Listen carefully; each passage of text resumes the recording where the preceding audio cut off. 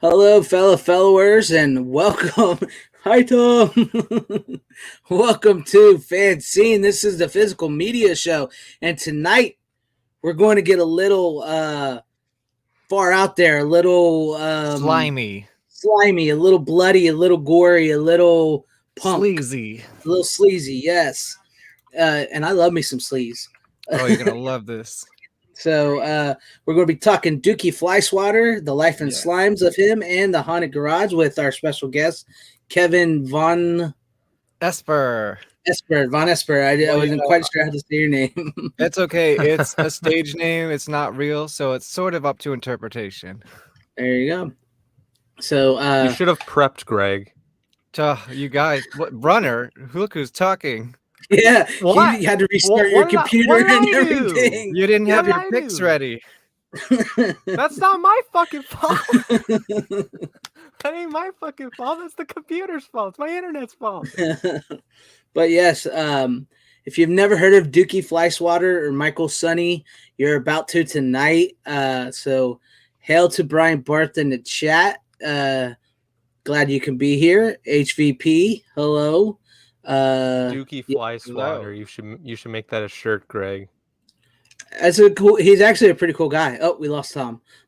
No, for someone like me who doesn't know who that is, I would have like put that right out of context. Like, we're gonna play the trailer, so you'll learn. Yeah, you'll learn very quickly.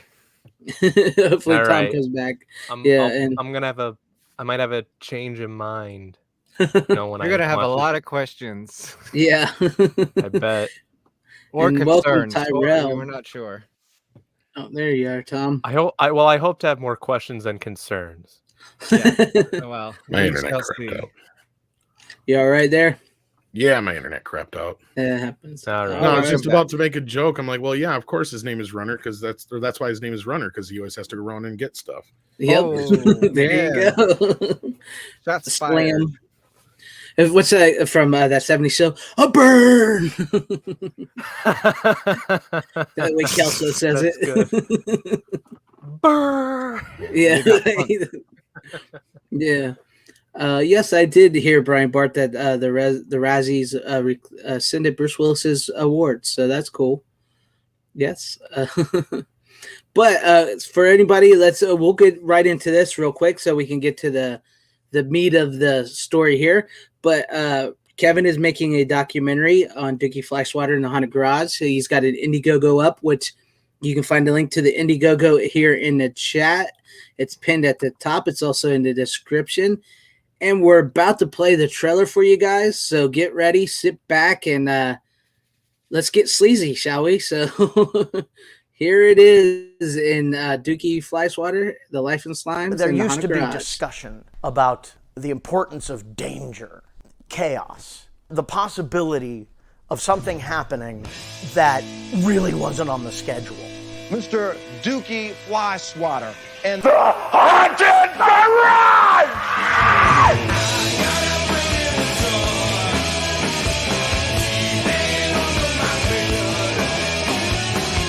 If you took 80s slasher movies and put it in a blender with metal and punk rock, you're going to get Haunted Garage. Dukey and his crew were almost like making horror movies, horror punk. But the gag is, you're in the splash zone. It is splatter rock. It is chainsaw rock and roll. Not only chainsaw them, but would pull the guts out and spread them all over the place. It's like going to a horror movie, except it's actually happening. There was this real fervor at the time about shock rock, how bad it was for the kids. The shock value was exactly what I wanted. I look over and I see Dukey with his arms on fire. The flashes from the rear end.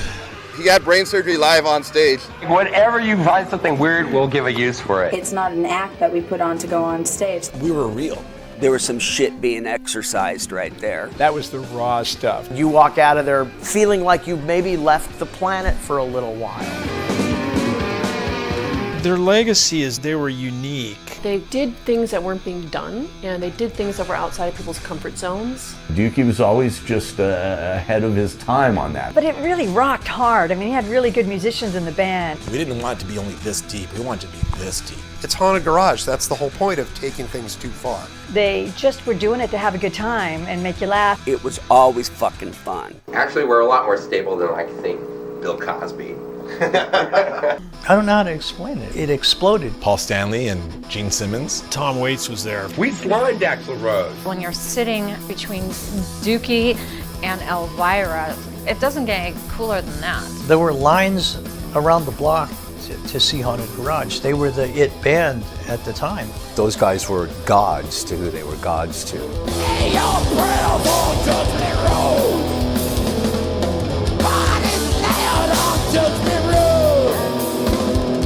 He's an icon of the underground exploitational genre. Punk rock god of Hollywood. Bela Lugosi's horrible punk rock grandson. G.G. Allen, but fun. He's like a friendly vampire. He was LA's Peter Lorre. You need somebody in a movie, that's the guy that you want. Roger Ebert said it's the worst movie he's ever seen. Cold Steel. Sharon Stone? Who knew? He had a great writing career. He puts everything he's got into it. He made his whole life his art. I think that the whole world should know about it. Now I'm gonna cry. Slam, slam, slam, slam, slam.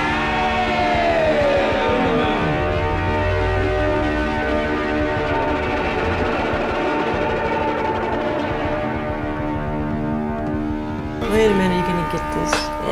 Oh, thank you.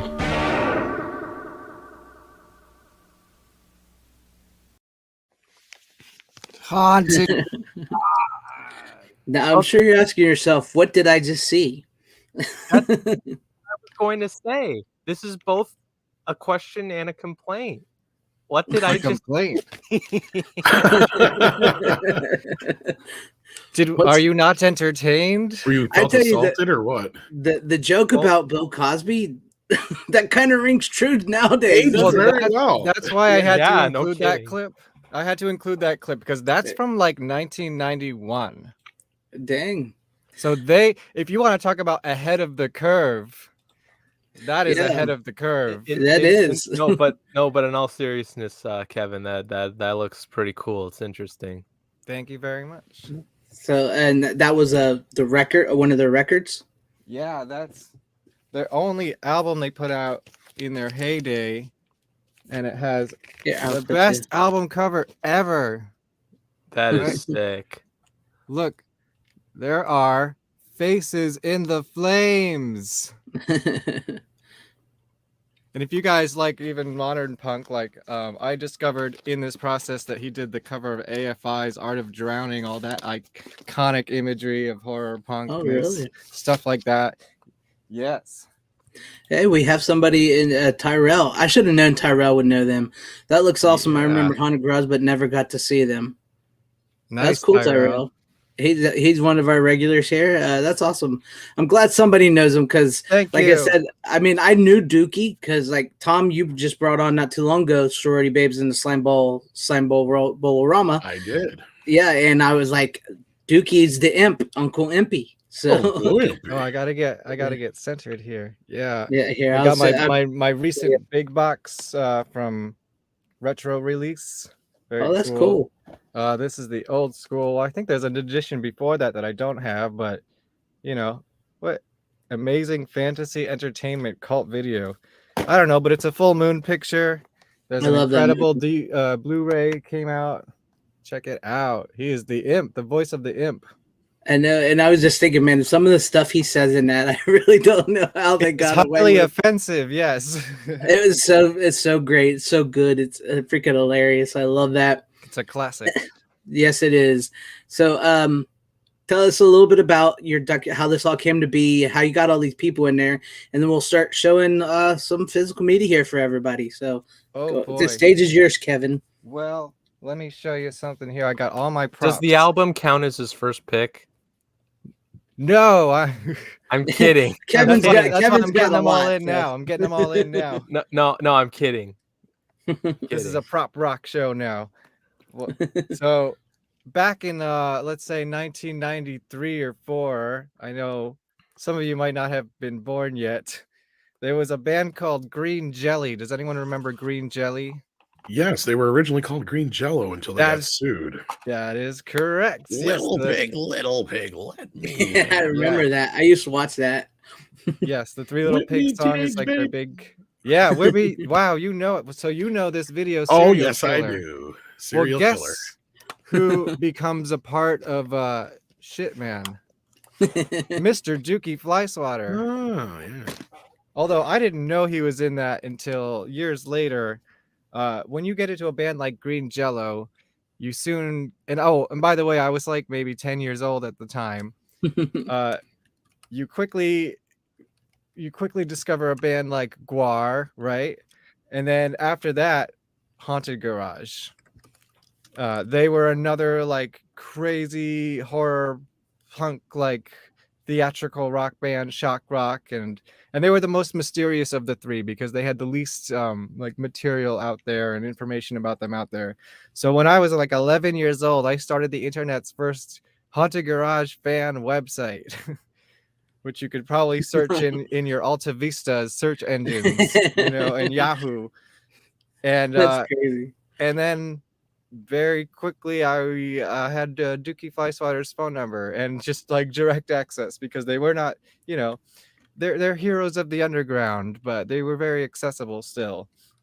Oh, that's cool. So And that's how you got him? That's how I got into them when I was a wee little baby, and I've always carried a fascination for them. I am a professional videographer, and a lot of the content I do is very documentary style. So I'm finally like marrying all my skills with all my passions and making a documentary about the most fascinating man in the LA underground sleaze punk rock grindhouse scene. That's cool. So how did you, so like once you got into this, is that how everybody just came aboard once you started? Yeah, like, it was Bill Moseley, Green Jello, Gore, all them. Well, in 2008, I actually joined Green Jello and went on tour with them. Oh, nice. Yeah, Oh, so cool. I am a member of, I'm inactive member, but I'm a member of Green Jello number 237. When we getting them on DVD or Blu-ray, man? Yeah, well, that is a whole nother conversation, but if you did come to see our show in 2008, you would have been able to get yourself a copy on DVD, maybe unofficially. And those are long gone, but it's out there. We'll talk later, okay, buddy? Sounds good. That sounds cool. But yeah, the record label doesn't exist anymore, so that's like the biggest problem. And then whoever took over that record label just does not give well, because funnily enough, and I'm sure I'm not telling you anything you don't know, but these guys, Green Jello started out as a video only band. They didn't have an album. Their whole thing was they would push the idea that they were a live/video band. Yes, and it wasn't. I think they just got enough pressure that they finally put out an album, and once they did, it was huge. But yeah, they were such a fluke of a hit. But like, I mean, could you imagine now like a song like Three Little Pigs getting mainstream? It was played on mainstream top 40 radio. Yeah, exactly. I know. It was huge. I know. I remember that, man. I used to sing that when I was a little kid. It's like little pig, let me in. Yeah. Not by the hair. And like my brother was like watching MTV, and I saw it, and I just like, what is this? And I loved it. So Green Jello and Haunted Garage would play together all the time. They were like great friends in LA, and they were very similar in their kooky stage showness. So you'll find Dukey pops up in Green Jello videos, and not in any of the videos on this 333, their second album, which spawned the Maximum Carnage video game soundtrack as well. Oh, cool. You can hear a fake live track called Anthem, and there's a lot of people like shouting in the background. One of them is Dukey Flyswatter. Another one is Weird Al Yankovic. That's cool. Yeah, so I Green Jello was, I lived that life, so that was easy access. And then I've just been in touch with a lot of people over the years already. It was just kind of easy to get in there, and then those people are in the film industry. Someone knows somebody, it just organically was just, and it still is like I'm still getting more interviews for this thing, and hopefully, fingers crossed, with some, you know, more maybe B-list celebrities instead of C-list celebrities. I know I'm interviewing Lloyd Kaufman later this month, so I can that's I can say awesome. that one's in the books. I would love to talk to Lloyd Kaufman one day Yes. because he just seems like he's a really cool guy. But that's really cool. Yeah. So it's like, once again, here's if you want to back to the documentary so you can see all Please. these great people, there's the link. But that's interesting. That's just to know from like just a little kid, you just called him up and that's how you got Dukey, and then you're part of Green Jello. That's I invited him to MySpace. That's awesome. That would have figured through MySpace. Yeah. But that's cool. That is really cool. That's interesting to hear all that too. It was very organic. Yeah, and it was really just because like I'm a videographer, photographer, audio engineer type. You know, that's what Vanessa Studios was. But once the pandemic hit, all my jobs were canceled. You know, you couldn't film parties and bands and do photo shoots during the pandemic. So I was like, let me shift focused onto in-house projects. Like, what's my dream in-house project that I could just start working on while I can't like actually see anybody? And that's what spawned this documentary. Cool. That's pretty cool, and I'm looking forward to that. Because it's pretty interesting when you find out, like, because you go through it, like he wrote the movie Cold Steel that starred Sharon Stone.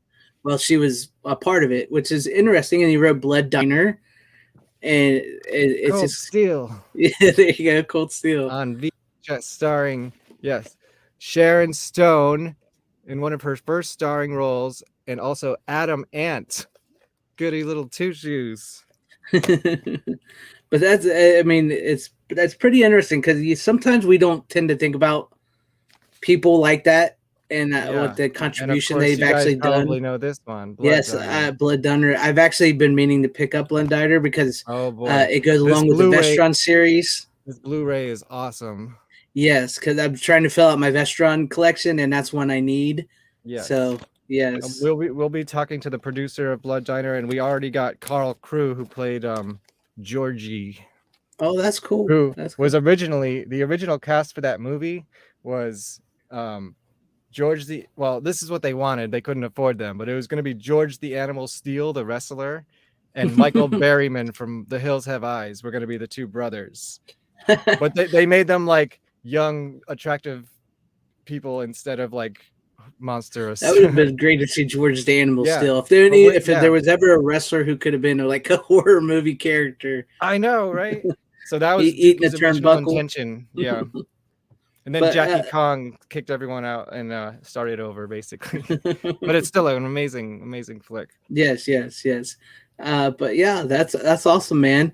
And I guess we'll kind of start going along here, and we'll keep talking about it as we go along. So since you showed a couple anyone already, have any questions? Like, or anybody got a runner? Tom, did I blow your mind? Did you know who Dukey was? As of now, no. I knew slightly, but I didn't know the whole story. Like, yeah, me too. That's that guy. I knew him slightly, but then like I came across Kevin. Kevin actually, on Instagram, and he's like, "Hey, do you know Dukey Flyswatter?" I was like, "I have no idea who that is." Well, then he started audience. Yeah. Then once I looked into it, I was like, "Oh yeah, I know this guy. I've seen a bunch of this stuff." Yeah. So yeah. Hail Fat Steven Seagal, Cookie Crisp. What's up, Fat Steven? And it's Courtney Fellowship of Oddball says, Kevin, I think we know some of the same people. Oh yeah, who do we know, Courtney? I had she Adam perked up as soon as you were talking about like new things there. So yeah, she must. I had an Adam the Ants album on vinyl. Yeah, well, you should watch a movie with him and Sharon Stone, written by Dukey Fly. It's not that great of a movie, guys. I'm not gonna She knew who Haunted Garage was, and Vonesper is a band. That's my band. My band? She said I put two and two together. There you go. Yes, my studio was named after my band. There you go, man. A fan in the audience. Wow, I'm a celebrity. Excuse me. Does she know Jesso Lantern? I'll try to. I don't know if you're not on Twitter, are you? Me, I have a Dukey Doc account, but not really. It's mostly on Instagram, I believe. Yeah, Instagram. Yeah. Interesting. I had a booking company and punk night on the South Street in Philly for some years in the 2000s, filled on in bass in a band called Fang from California. I remember Fang. Yeah. Yeah. Huh. So, and we lost Runner. It was too much for Runner. He ran away. He had to go run and get his other picks. Yeah. He's like, shit, all I got is Zack Snyder movies. This guy's going to think I'm a dork.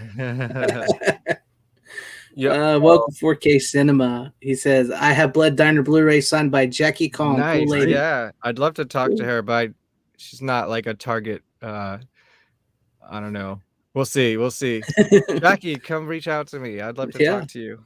Hey, if anybody's watching this, I mean, it can happen. You never know who's really watching. The more the merrier, guys. But if anybody's watching this, Mill Creek's watching. Yeah, Mill Creek. One day we'll get them on here. But yeah, anybody watching, Kevin, you wanted to do an interview about Dukey and your celebrity. There you go. Get at me.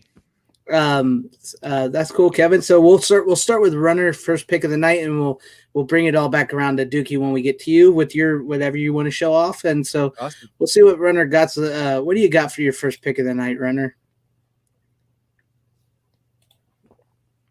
If he's even here. Yeah, I'm here. Can you hear me? Yeah, we can hear you. You want to go ahead and show your first pick of the night? Yeah, because my internet started crapping out a little. That's why I asked. Okay. So this Courtney, have a good night. Go ahead. All right. I found this at a Salvation Army recently. It's a DVD. Tom, you're gonna really appreciate me for this. Tom, you might have this set. I don't know. I mean, knowing you're a Tarantino fan, you probably do. It is Reservoir Dogs. Reservoir Dogs, nice. Like 10 years. This is like a Mr. Brown. Yeah, it comes with. I had that one though. Yeah, I think I had Mr. Pink. I think because there was like one for each one of them. Yeah. This is Oh, that's cool. Yeah, this is the Mr. Brown one. It's Mr. Tarantino himself. Runner literally just put that together just now that it was Mr. Brown. I knew it was the character. I'm saying like it's got like his quotes, his like kind of his like what do you call it? Like it's got everything you need to know about the guy. That's cool. That's a good pick. I wonder if we'll ever get a 4K Reservoir Dogs down the line. I hope it needs to come out. Me too, because that definitely needs one. That's a great movie. And can't believe there's not Fiction. one. Yeah. How many dicks is that? I mean, if they're doing a listen, if they're doing a Tarantino like 4K box set, that would be fucking great. They must be waiting for the last film to come out, right? Yeah. And then they're gonna capitalize it like the Beatles. There's gonna be a new Tarantino every year. But his whatever he's gonna make next isn't gonna be for like a few years because he's got a kid now. Yeah, I know it's a slow burn with that guy. Who owned? What's the DVD company on that, Runner? Artisan. That is Artisan. Artisan. That explains why. why. Lionsgate. Lionsgate owns that one. Miramax owns everything from Pulp Fiction up through. Which means Paramount owns it, right? Yep, up through. Well, actually, I think they just have distribution. Tarantino actually owns them. The one before Hateful Eight, I don't know. Maybe Django might still, because that was when they were under Weinstein. So I don't know who that one might be under Universal then, because he went to Universal and now he's over at Sony. So yeah, like half of his catalog is all spread all over the place. It's weird. That's probably one of the setbacks from why we haven't got the 4K or Blu-ray. Reservoir Dogs would be one. Studio Canal, I think, would control that one. If I'm not exactly. mistaken. It'd be nice. Studio Canal get on a restoration on that. That'd be great to have. Oh, I'm sure they're sitting on it. They're waiting for the right time to throw it out in the world and make a lot of money. When did that come out? 91? Or was it 92? Right. So we just missed an anniversary, I think. So yeah. It was either 91 or 2. I can't. Let me check. I'm pretty sure it was 91. Let's see. We're all like Googling all of a sudden. Oh, it's 92. So maybe it will come out this year. I mean, I haven't heard anything yet. I haven't heard, but I mean, you know, I mean, they did that shit job on Inglourious Bastards. Oh yeah, that was a bad transfer. Yeah. But that's not Studio Canal. But like, yeah, I would think this would be one of theirs on the higher, but they might have to wait for Tarantino to sign off on it or something like that. Yeah. Brian Barth wants to know, Tom, do you think we'll have filmmakers like Tarantino again?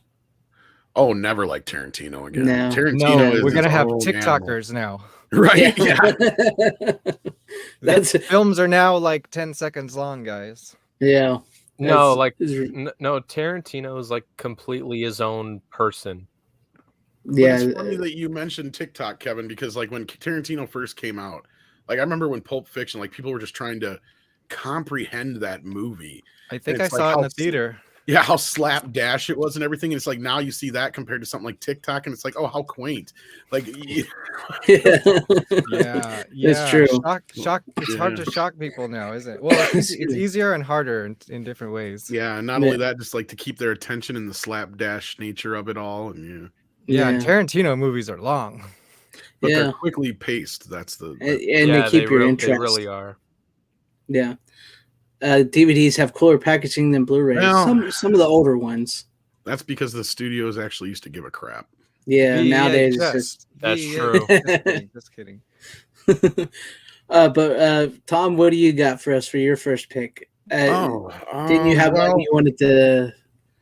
Well, mainly the one thing I did, we did the whole Godfather thing this week, so I don't know if anybody else had a chance, but this was the big seller. So if you want to see our breakdown of that, head on over there. But because of that, I saw the movie The Freshman. Speaking of Mill Creek, with Matthew Broderick and Marlon Brando. Yeah. This has got to be one of the worst transfers I've ever seen in my life. Typical Mill Creek. Hands down, one of the worst. Like, it looks like a DVD up convert. It's bad. I don't even know how they can say this is HD. And it's a Blu-ray? Yeah. It's okay. It looks really, really bad. Is it like from the early 20 years ago DVD? Well, that's what I'm thinking is they just had whatever master laying around and they didn't rescan it, because this Blu-ray is from 2020, so the Blu-ray is not even that old. Oh, then they're just lazy. Exactly. Well, that's actually something we were talking about. That's the second time we've heard about them. Yeah, we were talking about Mill Creek earlier, actually, and that's kind of one of the things we were talking about, and that's why I said that's the movie I was talking about to Greg, where I was very, very disappointed in the transfer. I know. I remember The Freshman too. Like I was explaining to Greg, it actually looks like somebody had filmed it off of a film, like a screen. Like they were projecting it and they videotaped it off the screen. That's how bad it looks. Like that is bad, man. Yeah, and you would think something like with The Freshman too, with Marlon Brando and everything, and very well, very well beloved comedy and all that. I think it's even on the AFI Top 100 comedies of all time. It's Mill Creek, I've like you said. Seen it. Oh, you've never seen it? It's not a bad. It's a bad. Not a bad little movie. I like it. Actually, pretty funny. Yeah, I mean, it's lighthearted. It's basically Matthew Broderick plays a guy who's heading off to school in New York, and he gets wrapped up in this deal with the mob, and it turns out that this guy who basically is the head of the mob is the guy that The Godfather is based on. And of course, they got Marlon Brando playing him. It's like every time they like, it's uncanny, like they constantly have that joke. I did see Matthew Broderick on Broadway once. Yeah. I see B.D. Wong is in it. I like him. Yeah, he's great in it. It's a pretty funny movie. It's hilarious. This is around the same time he did one of my other favorite movies, Mystery Date. I remember that movie. But featuring Guar. Yeah, I can recommend the film, but I can't recommend the Blu-ray, unfortunately. But yeah, the movie itself is a gem. The Blu-ray is a miss.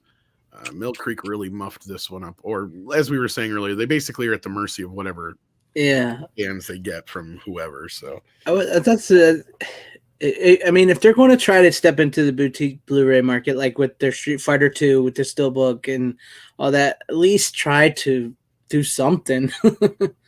or pony up some money for a new scan. Yeah, get a new scan of the film. That's crazy, because I would have bought that movie, but now I don't think I will buy that Blu-ray at all, especially considering since you said it's like somebody filmed it off a TV with the camera or something. I mean, it's not that bad, but it looks pretty bad. Yeah, I mean, now I'm kind of worried about King Ralph because I like King Ralph and they're putting that out. So it basically looks like an upconverted 480p DVD picture, basically. Yeah, that's crazy. Ouch.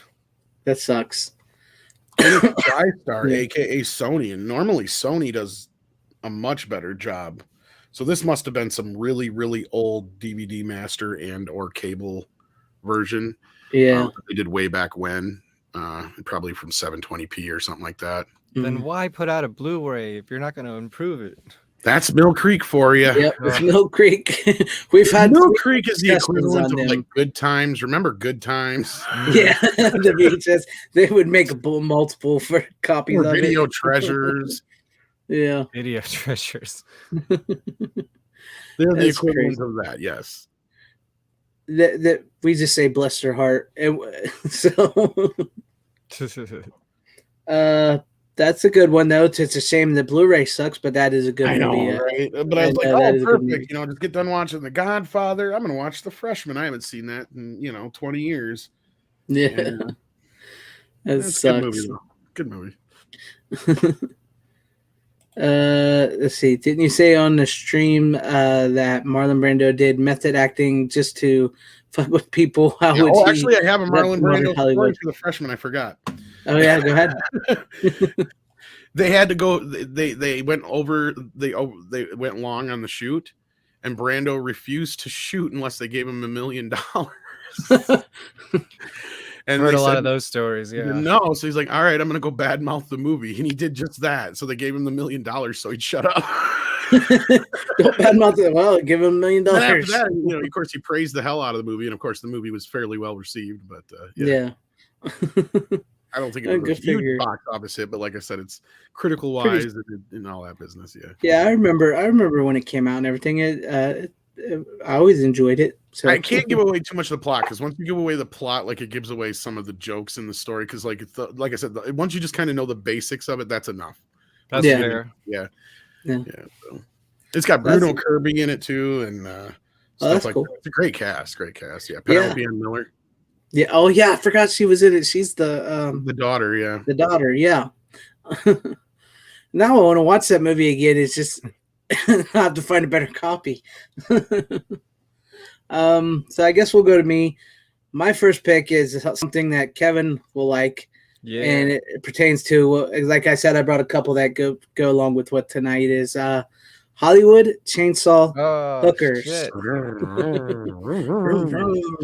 Starring Gunnar Hansen, the original Leatherface, and Leanna Quigley. Yeah, look at that. That's awesome. Yeah. I'll blow you up real quick. Oh.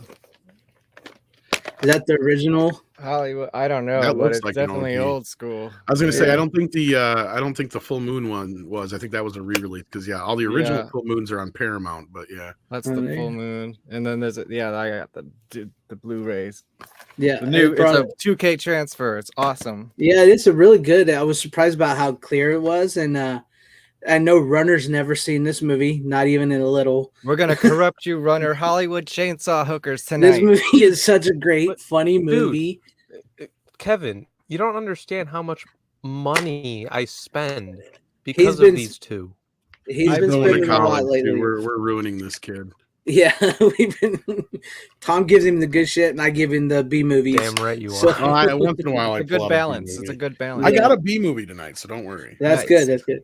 But if you've not seen this one, anybody in the chat or anybody on here, Runner, check this out. This movie is great. It's so about funny. A group of cult hookers. It's a cult chainsaw of a chainsaw people. They worship a chainsaw. Hooker cult.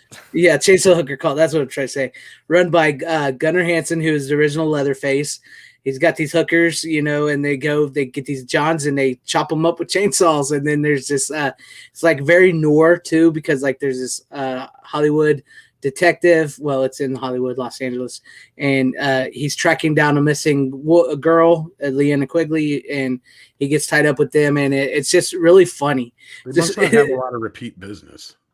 Yeah, they don't. It's weird because like you would think That's a bunch true. of hookers chopping up Johns, you wouldn't get people, but it's great. It's great. And Michelle Bauer in this as like the lead hooker there, you could tell she's having so much fun in this movie. Amazing. So, like the whole scene in the beginning when she's just like stripping completely naked and chopping this dude up and just laughing, you could tell In she's a just shower having cap, because she the doesn't wanna ruin shower her cap hair with the with blood. Elvis playing in the background. You could tell that she's just having a blast, and it just that makes the movie so much better because, like, Yes. you know, regardless of like the crazy premise and a bunch of naked women running around, it's just like you could tell all these people are just having a really good, fun time. And then Dukey is the bartender in the movie. So and Jake the bartender. Yep. Yep. Honestly, I probably saw that years ago on Cinemax or something. I forgot, but yeah. Yeah. But it's a good, give it a good watch, rewatch if you can, Tom, because I rewatched it worth myself and it was pretty funny. I was surprised. I gotta look because Chris Gore sent me a stack of full moon movies. Oh and yeah, there was only one of them I had Well, heard of before, and I think that there was This that one's not a full moon release. Fred Olin Ray put this out Oh, himself. okay, all right, On so that's Retro not Media. one of them then. Never mind. Yeah. Okay, because there was one Retro like that, and I Media. couldn't remember the name of it. It was like Is it maybe Sorority it was Babes? No, I've had sorority No. babes. I think it was like if it wasn't that, it was like cannibal cheerleaders or something like that. I Oh, can't okay. remember. Something to that effect. I'd I have could to go see how you look. could get that confused. Exactly. Yeah. Like I couldn't remember which one it was, but like, yeah, the only one that he had sent me that I had actually heard of was Shrunken Heads. And I'm like, whoa, because like I'd never heard of all these other full moon movies, but I noticed what Charlie had done is he went and bought a bunch of B movies from like old drive-in movies, and he started releasing them under full moon. Right. Yeah. So, like a couple of them were like 70s movies and stuff. I'm like, oh, cool. So like, yeah. Cool. So But yeah, if you get a chance, give it. It's actually just like really, really funny.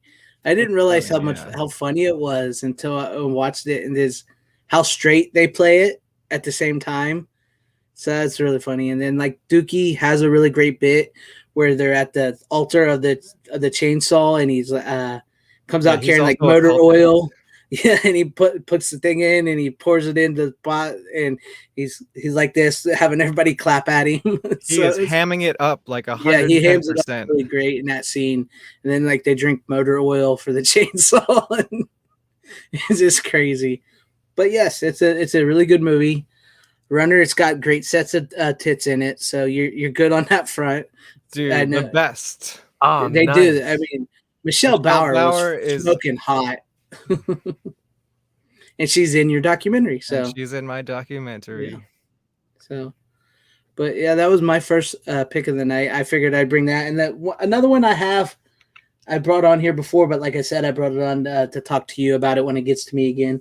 But what do you got for us? Let's save the anticipation. Well, Yeah, save it for later. So So what do you got, Kevin? What do you want to show off right now? I was gonna go classic with the Hollywood Chainsaw Hookers, but now I gotta switch it up a Oh, little I bit. took your pick. No, it's okay. I just want to add that we interviewed Fred Olin Ray yesterday, the director and writer of this film. So he is in the bag, as we say. Oh, that's and awesome. He's essential to the story for sure. And I want to say, if you go watch it again, do this: desaturate your TV to 0 and watch it in black and white. Right. Because then the noirness of it, like, because it's a parody of noir. Gotcha. Yeah. It really comes through. It might be even better that way. Actually, you know what? That sounds pretty good because it's So who straight put it up. out originally then if it wasn't full moon? Because for some reason I thought it was full moon. Cult Video, I believe, was the original. Because I know they released Camp Motion Pictures. Oh, Camp. Okay. Yeah, and they really screwed him over, I think. So he never worked with them again. But he owned it, so he put it out again as in Retro Media himself. Yeah. And I also need to add that my co-producer Mike is also making a documentary about Gunnar Hansen called Dinner with Leatherface. So Nice. Oh, that's watch cool. out for that. And so I'll relate this to Hollywood Chainsaw Hookers. This is a rarity because it's not on DVD, it's not on Blu-ray. Someone's got to pick this up and put it out. Culture Shock releasing. I'm looking at you. This could be a good one for you. I don't know who owns it, but it's called The Tomb, and it is Michelle Bauer's first starring role in a non, let's say, porny film. And it's also a Fred Olin Ray. It's the first time they worked together, and it's also the first time Dukey was in a scene, and he's only in the movie for like a couple seconds. He's an Egyptian waiter, but it's the first time Fred worked with Michelle Bauer. It's the first time those two had worked with Dukey, I believe, and then it really spawned like all these other movies. Like the whole culture of 80s LA B movies kind of spawned from that. I mean, then you got the three Scream Queens, Michelle Bauer and Linnea Quigley and Brinke Stevens and all that. But this is about Michelle Bauer plays like an Egyptian vampire mummy. I don't know. It's just a crazy really fun movie. It's crazy, weird, like fun. It's stupid.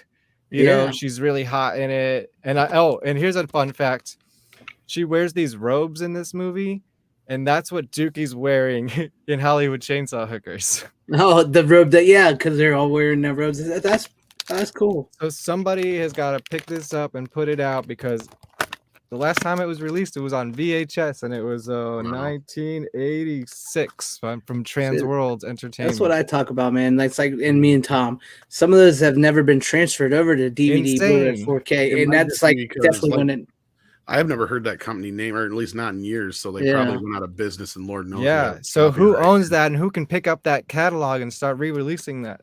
That sounds like a Kino would be perfect for that, or Kino too. Yeah. Yeah, Culture Shock, which we're friends with here. I'm friends with Culture Shock Casino, who's a partner with Vinegar Syndrome. And that could be right up they've their been alley. very supportive of my documentary as well. Yeah, they're great people over there. Well, I'll get back to them later. Yeah. I know what my next pick is now. Oh, and I wanted to add really quick. I want to try to make connections with everybody. Oh, where did Runner go? Because this is he had to restart his computer. Oh man. All right, I'll wait until he comes back, and I'll do it on my next part. Yeah. I want to relate anything that you guys say back to Dukey Flyswatter if I can, and I got a Tarantino one for him. Oh, nice. That's awesome.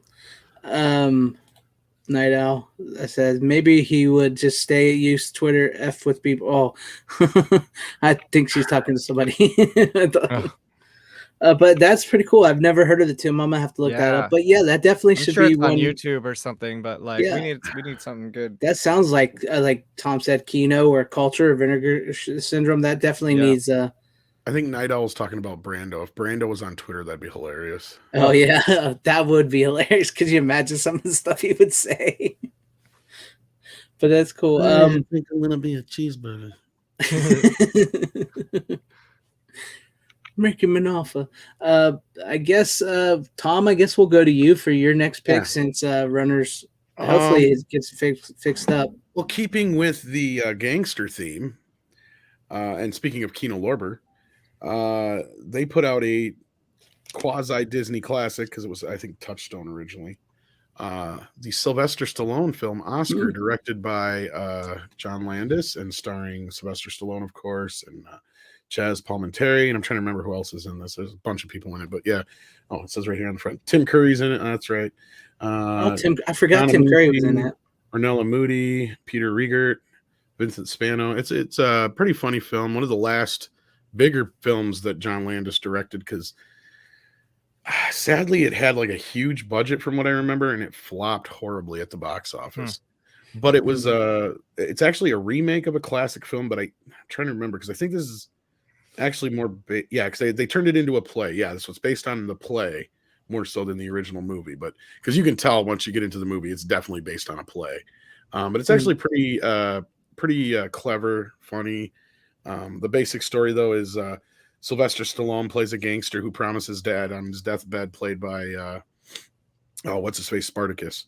Kirk Douglas. Oh, Kirk Douglas, yeah.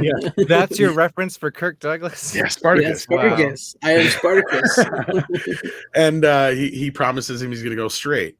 And so a month after his dad dies, he's like, today's the day or whatever it is, I'm going to go straight. And of course, all hell breaks loose on the day he plans on going straight. He's being watched by the cops, including Kurtwood Smith. And his daughter is like pissed off. That's Marissa Tomei. She's like pissed off that she's stuck in the house. So she comes up with this elaborate idea that she's pregnant and she's in love and all this stuff. And then this other guy who works for him who's actually his accountant, first kicks everything off by saying he wants to marry his daughter.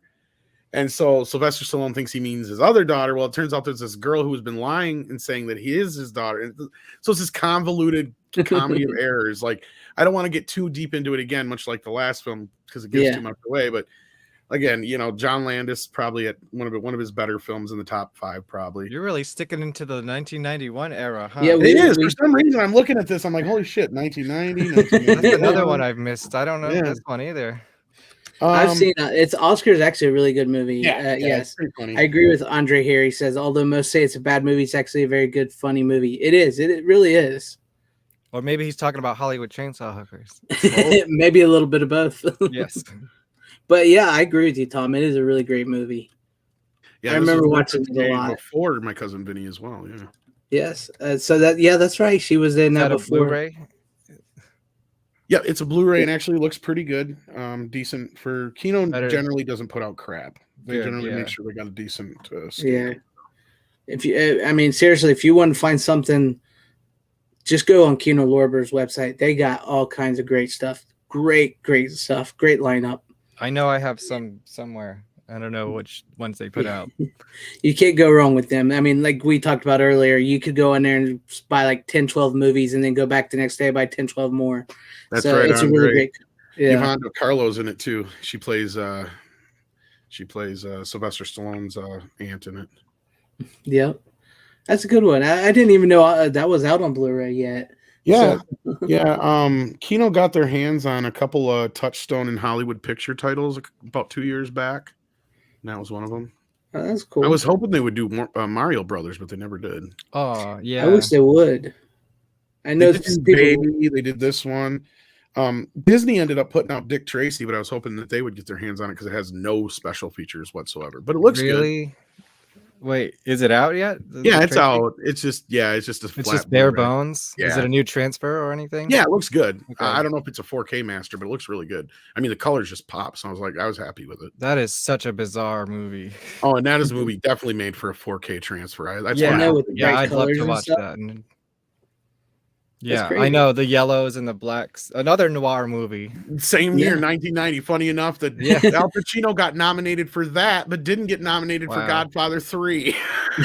That's crazy. And the first CD I ever bought was "I'm Breathless" by Madonna. Oh, Breathless, yeah. Because that song wasn't on the actual soundtrack. You had to buy her CD to get it. Well, it was the soundtrack. It was kind of like a Prince Batman thing. Yeah, but they actually had a whole nother soundtrack too on top of it. Unlike probably a score, right? Well, they had 3 altogether. Oh, really? For Dick Tracy? Wow. Yeah, they had Madonna's album. Then they had Dick Tracy, the soundtrack with music from and inspired by that doesn't have the Madonna song on it. Gotcha. Then you have Breathless from Madonna. So yeah, and then like I said, the score as well. So yeah. Yeah, they should re-release that album. They should. I got the score. It's a classic. They actually redid the score here a couple. Who did the score for that one? Danny Elfman. Oh, did it really? Cool. Amazing. It's been so long since I've seen Dick Tracy, man. I don't think I've seen that since I was a kid. I think I watched that during the pandemic. Yeah, it does hold up. I have to check it out. It's bizarre. It's so weird. I remember Dick Van Dyke's in it. Talking about noir and stuff like that. Yeah, it definitely captures that real well. Captures the comic book aspect of it real well. It just had fun with the concept. I think it did a pretty good job. I think Warren Beatty really made sure that it stayed true to the character. I can't believe they haven't rebooted that one yet. Hey, give them time. I think it's past its prime. I think that was like the best they could do with it then. And Disney was disappointed in the box office. Like, why? It was one of the biggest films of the year. They're like, yeah, it's still a big property. I would say this. It's got name recognition. Yeah. We know Hollywood's all out of ideas. So true. I don't want them to touch it right now. That's the other problem. Yeah, that's the thing. Right in this time period. Maybe a few years from now, but yeah. Now it'll be all about his female assistant who helps him solve all the crimes. Yeah, true. Or it'll be Dickless Tracy. Just take your pick. I don't think Sylvester Stallone's a bad actor. I think maybe he was in a couple bad movies at one point, but he's not bad. I think the biggest misconception with Sylvester Stallone is most people think he's the Palooka when he's really not. He's very smart, intelligent. People forget he wrote Rocky, He's wrote a lot of stuff, and see him in like Copland and stuff like that when he's playing more serious roles, and you can kind of see him not doing the whole Rocky bit kind of Yeah. thing. That's 'Cause Rambo Complain's a either good doesn't movie. talk, you know. Yeah. He got like 10 lines in the whole series. I mean, That's true. where the hell But did Runner go? He said he'll be back in a few minutes, so he's right. I don't know. You guess I he's guess having we're some skipping you. We're internet troubles. skipping one of your picks, Runner. Yeah, we're gonna have to skip him. He's usually has to run off anyways for school. Yeah. So, Oh my God. I guess we'll go to me. But that is a good pick, Tom. I like Oscar. I remember watching that like on cable and just having fun with it. I never had a problem with it. So, Yeah, that was Sly just didn't me. do a lot of comedies and being one of John Landis's bigger Yeah. films, because it was pretty much one of the reasons why he didn't have much of a career after that. Believe it or not, it wasn't the Twilight Zone that did anything; it was that movie. Yeah. But Stop Where Your Mom Will Shoot. That's probably like the only one I really didn't like. Oh yeah. Yeah. But I have we'll go to me. I brought this one on once before. But since Kevin's here tonight, oh, I don't even Yeah. have that one. I have Nightmare Sisters. Oh, you Not only don't that, have? I don't think you brought that on when I was here either. So Oh, there you go. not when you No, were I on mean, here. that specific edition I don't have. Yeah, this is the Vinegar Syndrome special Speaking of edition. Vinegar, Yeah. So this is a great movie. Dukey plays Omar. He's the head in the crystal ball. So it's basically Linnea Quigley, Michelle Bauer, and Brink Stevens. Very naked. Yes, very naked. Pretty much the whole movie, which is Yeah. awesome. I love that. They play three fraternity sisters who are nerdy and frumpy, and then they're turned into hot chicks, and they bite guys' things off. Oh, Yeah, and yo, then do I sound go all right? ahead. Yeah, you sound good. I have the yeah. Blu-ray, But I but thought it doesn't you have the might be- slipcase. You have it's the same Blu-ray. Yeah, I just want that slipcase. Yeah, it's a great slipcase. And I then got the lucky with DVD. that. The cover on this one is terrible. Yeah. I got lucky with the Vinegar Syndrome slipcase, so I know this is off topic, but my internet can suck a big fat dick. Well, these succubus can chop it off for you. Yeah. They will bite off that.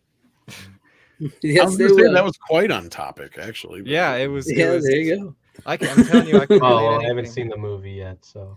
It's actually really funny too. It's really good. It's cheesy. It's low budget. That's from Vinegar Syndrome, right? Yes, it's from Vinegar Syndrome. Okay, this that was looks like a actually great release. This was actually filmed in the same house using the same sets from Slimeball Bolorama, because right after they finished that, they went right into filming this. Right like in a the week house, later, like the I think, fraternity. yeah. Yeah, like a week later, right into the fraternity house. So the whole movie takes place in that house they used in that. Filmed So- in 3 days. Yes, and then they have a great bathroom scene where they're all naked, and then they had to refilm it for USA Up All Night to a pillow fight scene, which you also get on this. Balloons so- instead of Yeah. because they have sound effects of scrubbing in the bathtub, so they made it balloon sounds in the Up All Night version.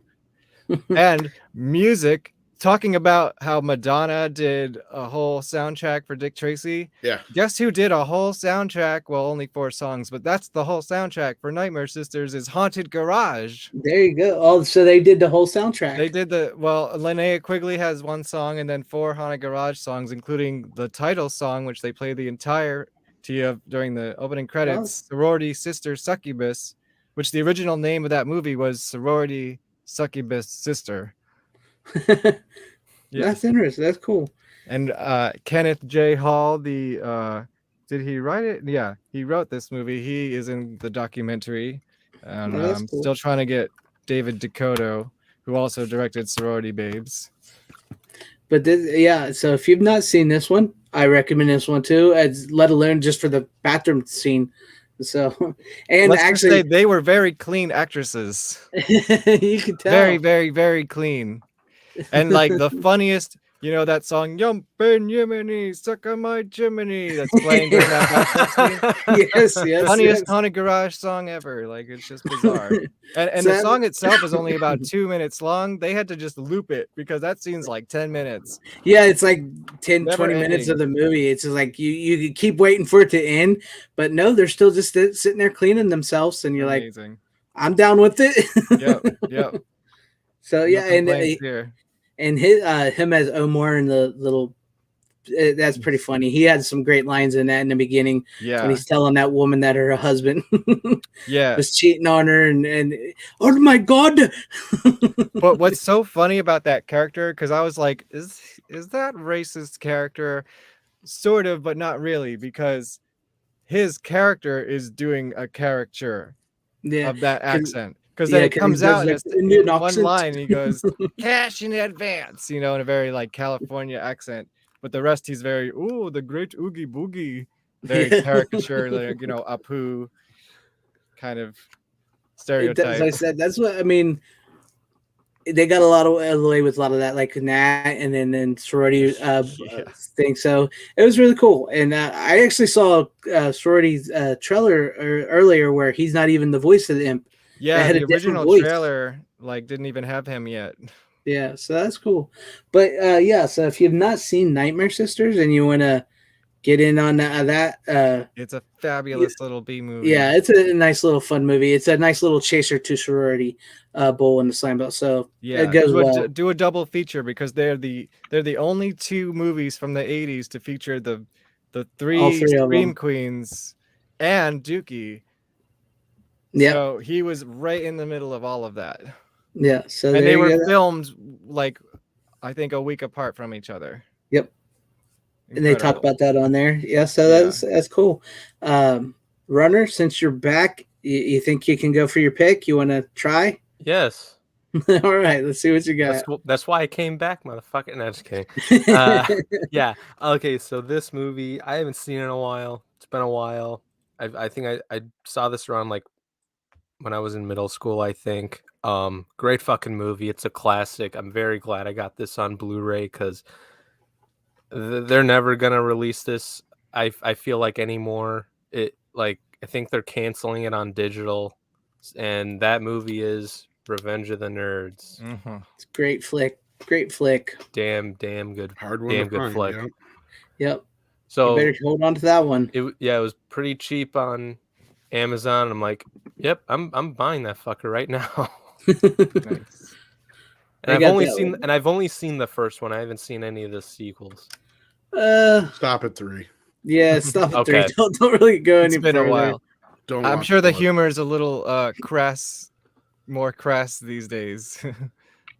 I think I got a frush. What the fuck is a frush?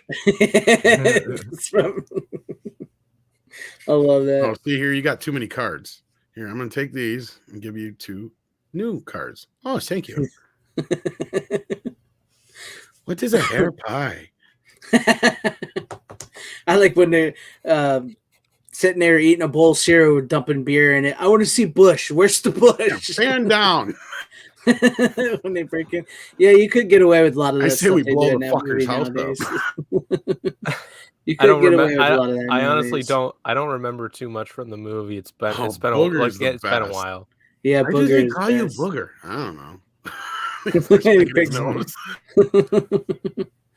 know. Was Eddie Deason in? I don't think Eddie Deason's in Revenge of the Nerds. No. You've never, Brian. in You've at never least heard one of of the Revenge sequels, of the though, Nerds? right? There's that guy in the second one who kind of looks like him. Hold on a second. No, hold on a second. Brian Barth, you've never heard or seen Revenge of the Nerds? Ruh-roh. Oh, was that?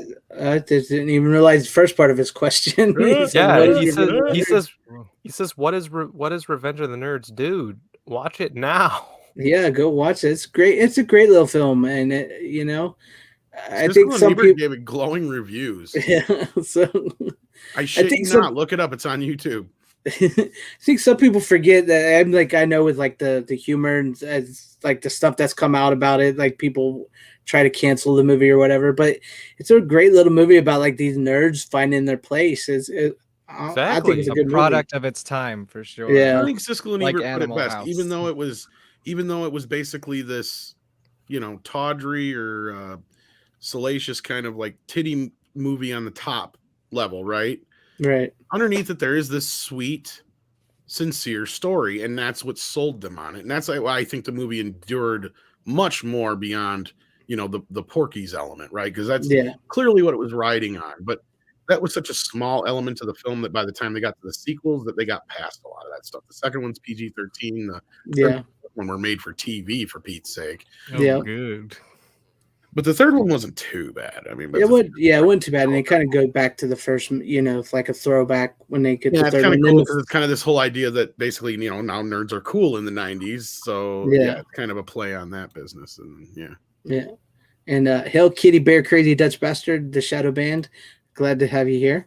Definitely a movie you couldn't make nowadays, not just because of the you know, political nature of it or whatever you want to put it, but just because nerds are not the same as they used to be, right? Yeah, like, nerds are cool now. Exactly. Like Comic-Con was not cool back then. Like you couldn't do that now. I mean, basically Peter Parker in Spider-Man is a nerd now. Like, so he's cool. So you just can't do that. Switch. Yeah, you could do that's. I guess you could try to do like the and the alpha male type is toxic masculinity. So like, they would be it would be more like Revenge of the Jocks than it would be. Yeah, Revenge that's of the what I was Nerds just now. thinking. Now, if they had to reboot this, they would have to reverse it. Yeah, damn nerds always getting all the girls. They can't leave none for us. Yeah, off to Silicon Valley, you know. Yeah, no crap. Well, that was kind of the joke of the third one, is that all the nerds, even though they were made fun of in the 80s, now they're all the rich guys in Silicon Valley. That's true. That's true. It's true. Or with comic book IPs. Yeah. But yeah, that's a great movie. A great classic. pick runner. It's all-time John classic. Goodman. As the coach. Sorry, what's up? John Goodman's great in it too, yeah. John Goodman and what? Revenge of the Nerds. He was. That's right. All right, good job, guys. Get in the showers. Shit, we forgot to practice. Yeah, that's a good scene. He was in the. Again, it's been a long ass time. When they put that hot shit in the underwear. Yeah, when you put it all in the jock straps and they're all. Hold on a second. I am out of my fucking mind, dude. He was in the first movie. Yeah, he's the coach. Yeah. Son of a bitch. Because the actual dean is like a nerd, and he keeps browbeating the dean into submission, and then at the end, the dean's finally like, "Screw you," you know, kind of thing. Yeah. Oh, holy shit, he is in this. I don't remember him in it. You're gonna have a good time revisiting that one. Yeah, I know. Classic. Like Kevin, like that's the thing. It's great, you know, rewatching, you know, older stuff or stuff you haven't seen in a while. Like I told this story to Greg and Tom. Like sometime last year, I rewatched the first Teenage Mutant Ninja Turtles. I hadn't seen that movie in a long ass time. Okay. You know, I loved it when I was very little when I saw it, because I basically got into it watching the 3D cartoon. animated Nickelodeon show, and that's what got me into the 90s movie. Gotcha. So does it hold up? Oh yeah. I was obsessed with that when I was a I know kid. when I watched it like that last year, I was just like, holy shit. I completely forgot how fucking good this movie is. Can I blow your mind? What? Wait, can you pull up the trailer again, or is that long gone? Yeah, but I don't think I can scan I know through what he's it. gonna do. No. I mean, if you just play the first couple seconds, where Robbie Wrist just listen to the first voice and then stop it. Oh, okay. Robbie Wrist. There used to be discussion about the importance of danger, chaos, the possibility of something happening that really wasn't on the schedule. Mr. Dukey. That is the voice of Michelangelo from the Teenage Mutant Ninja Turtles movie. It's also Cousin Oliver. Band. Cool. Yes, and Oliver from Brady Bunch. Robbie Wrist, he was in a band with Dukey Flyswatter called the Undead Kennedys, which was a Dead Kennedys parody band, but played by zombies. I can actually tie this all together, sir. Yes. Not only was Robbie Wrist in Ninja Turtles and the band and all that business, Robbie Rist was also in the pilot episode of Revenge of the Nerds that never took off. Thank you. That's right. He was. I seen that. I remember that. It's actually should be on that Blu-ray runner. They have. Yeah, it is. It's on that. The pilot episode is on the Blu-ray. Oh no shit! Yeah, I knew I'm making connections everywhere. That's one I didn't even know. There we go. I don't even. Look, it's full circle. Yeah, he basically. What a coincidence! I made a. What a coincidence! I had watched. Runner does this shit all the time. He will bring on movies that pertain to what we talk about, me, Tom, or whoever else. Every time, and, somehow. And he doesn't realize it. Hey, hold on a second. I hadn't done that in a while. This is like the rarest occasion. Like, you didn't bring them on because we didn't have a show last week because you did. Yeah, I was sick last week. No. Like before the sick days, Greg. Before the sick days, before the Blu-rays, before the dark times, before the Empire. We just have one of those crazy walls of like connections just to Dukey Flyswatter. Yeah, but I remember there being one day. I forgot. I don't know which episode this was, but like almost like 3 out of my 4 picks were like, I don't know. It's sort of like all connected to what almost everyone else was showing, and then Tom was like, "If you show off this movie, I'm gonna flip." Or something like that. Yeah, it was hilarious. But he has this weird thing about it. I know. I broke it though, and yeah, it wasn't. None of this is planned, by the way. None of this is fucking planned. I planned it. That's the best way to happen. Tom's like, I planned it. He just No, I but planned your whole life. Plays the like booger equivalent in the pilot. It's actually they all have new characters except for the 2 main ones are kind of facsimiles of Gilbert and what's his face. But like he plays like a hippie version of Booger almost. And I think they actually call him Booger. No, it actually came out. I think they were pushing it about the same time as the second film. I want to say it was like actually maybe the 3rd film. Is it available anywhere? Or? It's on that Blu-ray that Runner had. Oh. Yeah. Runner, you're gonna see people from my documentary in your Blu-ray. I would say I think it was circa 1990, 93, somewhere in there. Yeah. Yeah. And we're back in the 90s. He was so cool. He was a pleasure to work with, and you close your eyes and you just have a Ninja Turtle talking to you. It's surreal. I know it's so weird. Like Cousin Oliver is like Michelangelo. Michelangelo is my favorite Ninja Turtle. Wayne Gretzky. Michelangelo was my favorite Ninja Turtle when I was like really little, but now that I've gotten older, I'm like Raph is probably my favorite just because Mikey is what I used to be.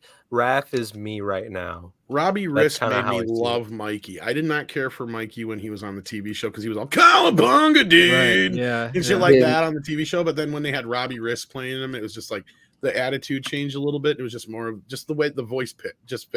See, I've been looking forward to revisiting my Ninja Turtles movie. I haven't watched it in a long time. Is it on Blu-ray? It's got to be, right? Yeah, I have very crappy Bluray, but yeah. I felt so stupid. Blu-ray. I was like, I think I have that movie on VHS, probably Ninja Turtles, and I forgot to bring it to get it signed.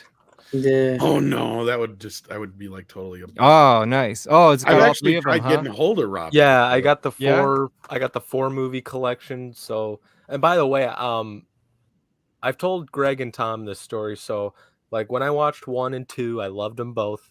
I even rewatched 2. Super Shredder. Yeah, I like it. I like it. Maybe not as much as I did when I was younger. Like the first one is a masterpiece. Okay, yeah. Like the first one is like God tier. And then they went really Disney with it. No, so then 3, I could only get to 5 minutes of it when I was young. I was like, what the fuck am I watching? And I'm just like, this doesn't feel right. I'm turning it off. That's Turtles in Time. Yeah, Turtles in Time. And plus like the suits were all different, so I'm just like, this looks disgusting. And then they didn't have Jim Henson for the 3rd one. Yeah, exactly.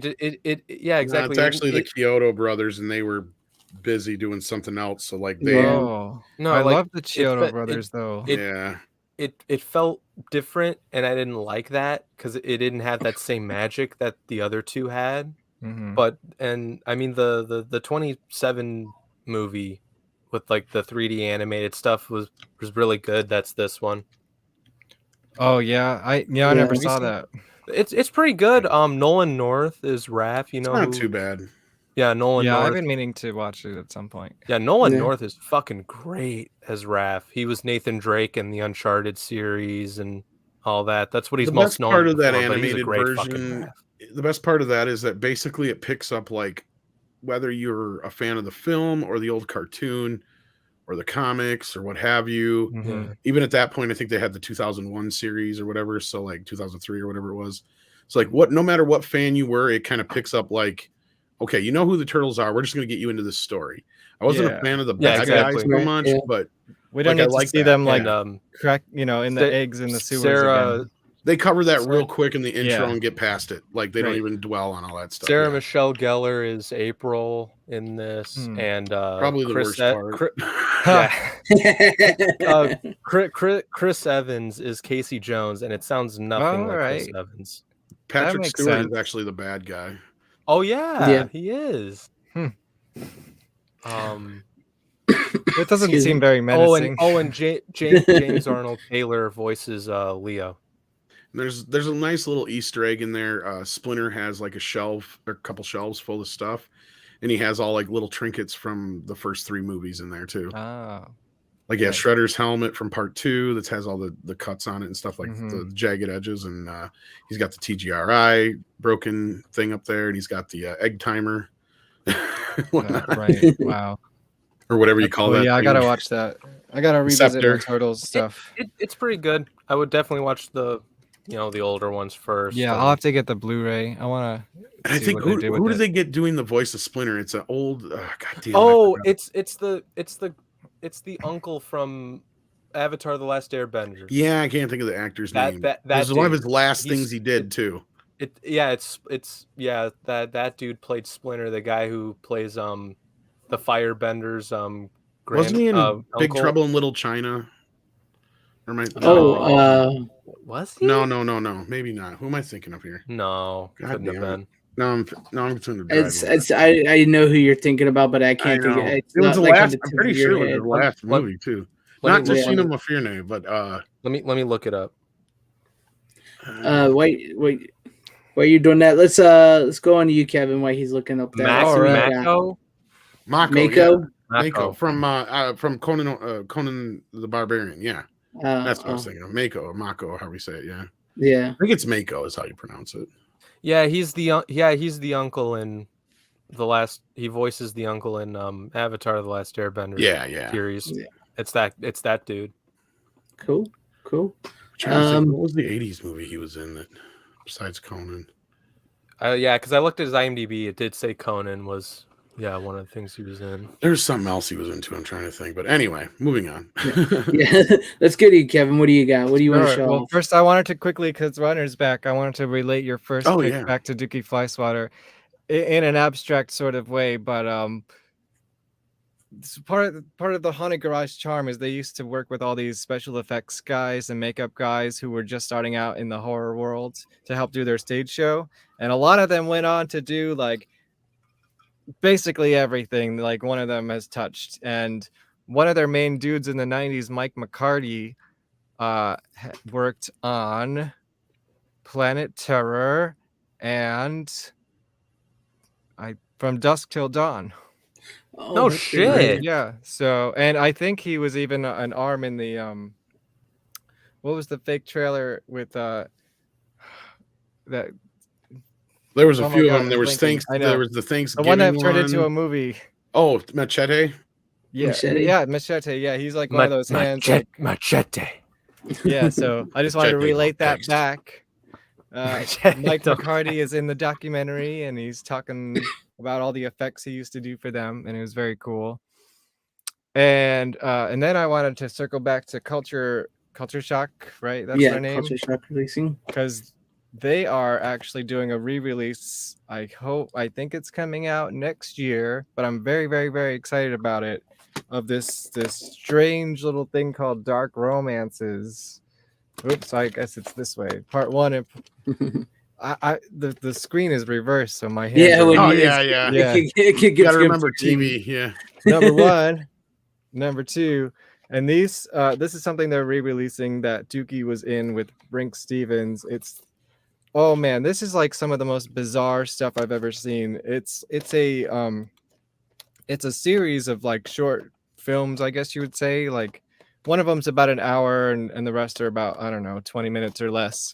And the story is, this was like back in 1986, and I believe they were a bunch of young filmmakers. They were trying to sell a series to Cinemax, I believe, because Funny, it that was, looks a lot like Tales from the Crypt. yeah, it's got it's kind of like a Tales from the Crypt, but with like a little sexier edge, and it was going to be like this, Cinemax version of that, I guess. But when did Tales from the Crypt come out? Because this is from the 80s. I was going to say the date you just said there, if that's true, that might have predated Tales from the Yeah, Crypt. Tales from the Crypt was either 88 or 89. This is around the same time, but Could I have would been one of say those they things where filmed these in, HBO, because HBO and Cinemax are the same company, they might have been, Oh, we already really? got something like that, and then they Maybe. just did their own. Yeah, maybe. Well, Dukey was also in an episode of Tales from the Crypt. So, Well, actually, Tales from the Crypt, I think, was produced by Warner Brothers, which owns HBO anyway, so it don't freaking matter. So, right. But no, I never knew about that. That's he's in the episode with Iggy Pop.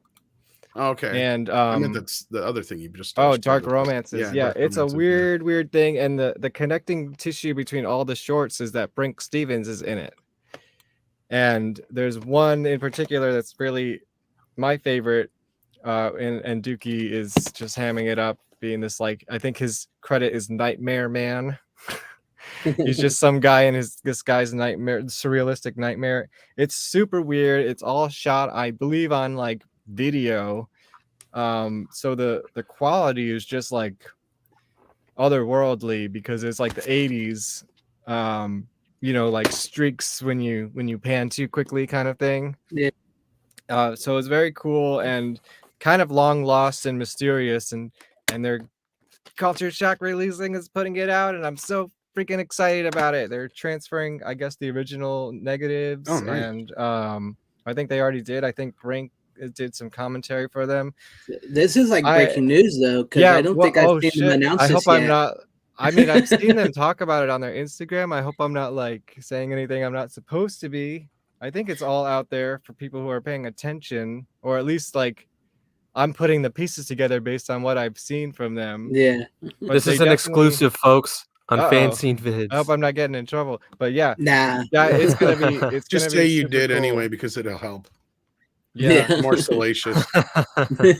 Just say you got trouble. They scolded you, and that way you have a big story to tell. That way Greg can make a whole video about it. Yeah. Go for it. Yeah, this is I think people are gonna, I don't know. These look This is interesting. like the weirdest. It's one of the most curious things I've ever seen. It looks like the old Period. EC Comics kind of stuff. Yeah. And they're not necessarily great, but they are super interesting. And there's some Haunted Garage songs in there, like really, really early Haunted Garage, when they were just used to be just a garage band that played theme songs from B movies like The Blob and The Green Slime and stuff like that. And that's the kind of the Haunted Garage that's represented in these movies. Gotcha. Before they were heavy metal, like- they were just kind of like a loungy, not loungy, but like a garagey B movie cover band. That's right up my alley. I love B movies, but like Random Brad Creator says here, I'll be looking into those. I definitely will be looking into this because I've never heard of those before. So Oh, and then I wanted to say your pick, Oscar. The only connection I could find there was Joe Dante has a little bit part in it, right? And one of their other special effects guys and one of their good friends, Johnny Psycho, who's also in a Culture Shock movie coming out called Game of Survival. He worked on Gremlins 2. Gotcha. Okay. So there's my connection for you. Yeah. Dante Right. and Landis and all those guys used to put each other in each other's. And Frank Oz used to put up all those guys in each other's videos or movies all the time. And I'm so excited. Arthur for this Hiller, new Gremlins movie. George Lucas even popped up in Beverly Hills Cop 3. Really? Yeah. Like John Landis and those guys, they always have this thing with putting directors in their movies and little cameo parts. Yeah. That's cool. Yeah. Like Frank That's Oz awesome. is in almost all of John Landis's films. I think this is actually the only one he's not in, to be honest with you. That's funny. Yeah. Actually, I don't think That's he's in Coming cool. to America either. I'm trying to remember. I don't think he is. But anyhow, so is it yeah, my and, turn or Runners? And there's me and Brink from 20 nice. years ago at a Chiller convention, and she is in my documentary. That's And also in Nightmare awesome. Sisters. So there's your connection there. Yes. Direct. There you Kevin go. went last, right? Yeah, Kevin. that was went me. last. It's Runner's turn. Yeah, Or so it's not Runner's technically turn, it's Tom's me, turn. even though. No. Yeah, but you were. I mean, technically it's my. Yeah, I was gonna say. You lost her, man. It You would just have been did. my turn. We're just picking on you. Go. Yeah. No, I was gonna say it would have been my turn, but it could be either way. You want me to No, go? no, or should Tom go? you went before me, didn't you? You did the Revenge of the Nerds. Yeah, he's, No, yeah, but he has the Revenge of the he Nerds. missed around. So no, I went after you, but that was. But Do, that do was you want to go when- Runner or not? All right, fine. I'll get it over. go, Runner. Go. All right. Go Runner, go Runner, go! Come on, just show us what you got, man. All right, then shut up. I'm just kidding. That's All right, so I've only seen the first two movies of this set. I will get to the third movie at some point. Tom just showed kind of like the deluxe sort of edition of this set, and yeah, it's the Godfather trilogy. The Godfather, nice. I'm gonna Good make you an choice. offer I can't refuse. I'm working on my Marlon Brando, man. It's pretty good. Oh, thank you, sir. Have you watched any of them yet, Runner? No, I watched the first two. Oh, cool. I really enjoyed the first two so far. They're really It'd be good. interesting if you could find a connection between the Godfather and Dukey, if there's some kind of weird. Let me see. I don't know about that one. Maybe somebody in 3. Maybe I doubt if you it. could find, you go ahead. I mean, and search it Dukey up was while in the we talk 80s, about it. 90s era more than anything else. So but let's see. Yeah. Okay, Greg, I got a question, and this goes for everyone else too. Do you like 2 or 1 more, the first or the second? See, Don't that's ask a me hard that. one. Yeah, Yeah, that's the hard one. That's As like of asking me. Because To I pick a like 2, child and it's over the interesting. other. Yeah. For some And I like reason, 1. I like the first one more. A lot of people seem to like 2 more. I'm like, I don't see it yet. I'm more of a first movie kind of guy because Brando's in it, and you need the first exactly, one to get to the second exactly. one. But the second one I'm- is so damn good too that I can't like shit on anybody who's like, oh, the second one's better. You're like, Tom, you might disagree with me on this a little bit. Like I think you'll agree with me on this first part. The first movie is perfectly paced. The runtime is perfect. It's good. It's like a little less than 3 hours, like perfect. The second one, on the other hand, in my opinion, I don't think it needed to be that long. You're not That's wrong. just I me. actually prefer the Godfather saga, the complete saga, or whatever it's called, when they take all of 2 and 1 and re-edit it chronologically. I prefer that version of 2 because then it That puts makes all sense. the early stuff in front of the first movie. Then you basically get the whole first movie, and then all the stuff that happens after the first movie with Michael in the latter part. So then it doesn't feel like it's going on forever. It feels like the resolution happens much quicker. Plus, it helps you get a little bit more background on Don Corleone before you see The Godfather. But yeah. Yeah. By the way, Bryant Bart, to answer your question, who's better, Marlon Brando or Robert De Niro's Vito? There's no competition. It's Marlon fucking Brando. Yeah, De Niro's good, but Marlon Brando's Brando, better. definitely. He's a good, like, I mean, I believed him as a younger Marlon Brando, but he's not Marlon Brando. That's the thing. Like, Marlon Brando is... Honestly, Bruno Kirby was a better younger Clemenza, to be honest with you. By the way, speaking of Marlon Brando, On the Waterfront was Nothing one of the against movies De I Niro, watched though. on my film class recently. Sweet. Nothing against De Niro. But yeah, I didn't. The first one is the better movie. So yeah. Did you find any connection there, Kevin? As well. I have a it's a stretch, but yes. I was waiting for it. Go ahead. So Francis Ford Coppola was an executive producer on THX 1138. Yeah. And Dukey wrote a movie with Sid Haig called Commando Squad, yeah. and they even share a scene in it. Mm. Also, Fred Olin Ray. So you found a Oh, connection. there you go. It's in there. It's like a It is a connection. No. I'm very curious if there's a connection within my next pick with what you've got going on, Kevin. All right. Well, I'm let's see what's going on. I am curious. You gonna stump me? I don't know. I might. I like this. I was talking about the movies nice we got, and then you challenge. trying I to find like a connection. Yeah, I like it. My pick actually. That's my thesis. Everything connects back to Dukey. My pick actually connects There you more go. with the whole idea of the that we started with the night, because I did the Godfather theme, but so it goes well with Runners. But it also goes with my theme of revisiting and seeing some of the Scorsese films I hadn't before. So this week's pick What do you was What you Raging got? Bull. Movie that Raging definitely Bull, needs a nice. remaster. I it looks still need to see okay, that. but definitely needs a remaster.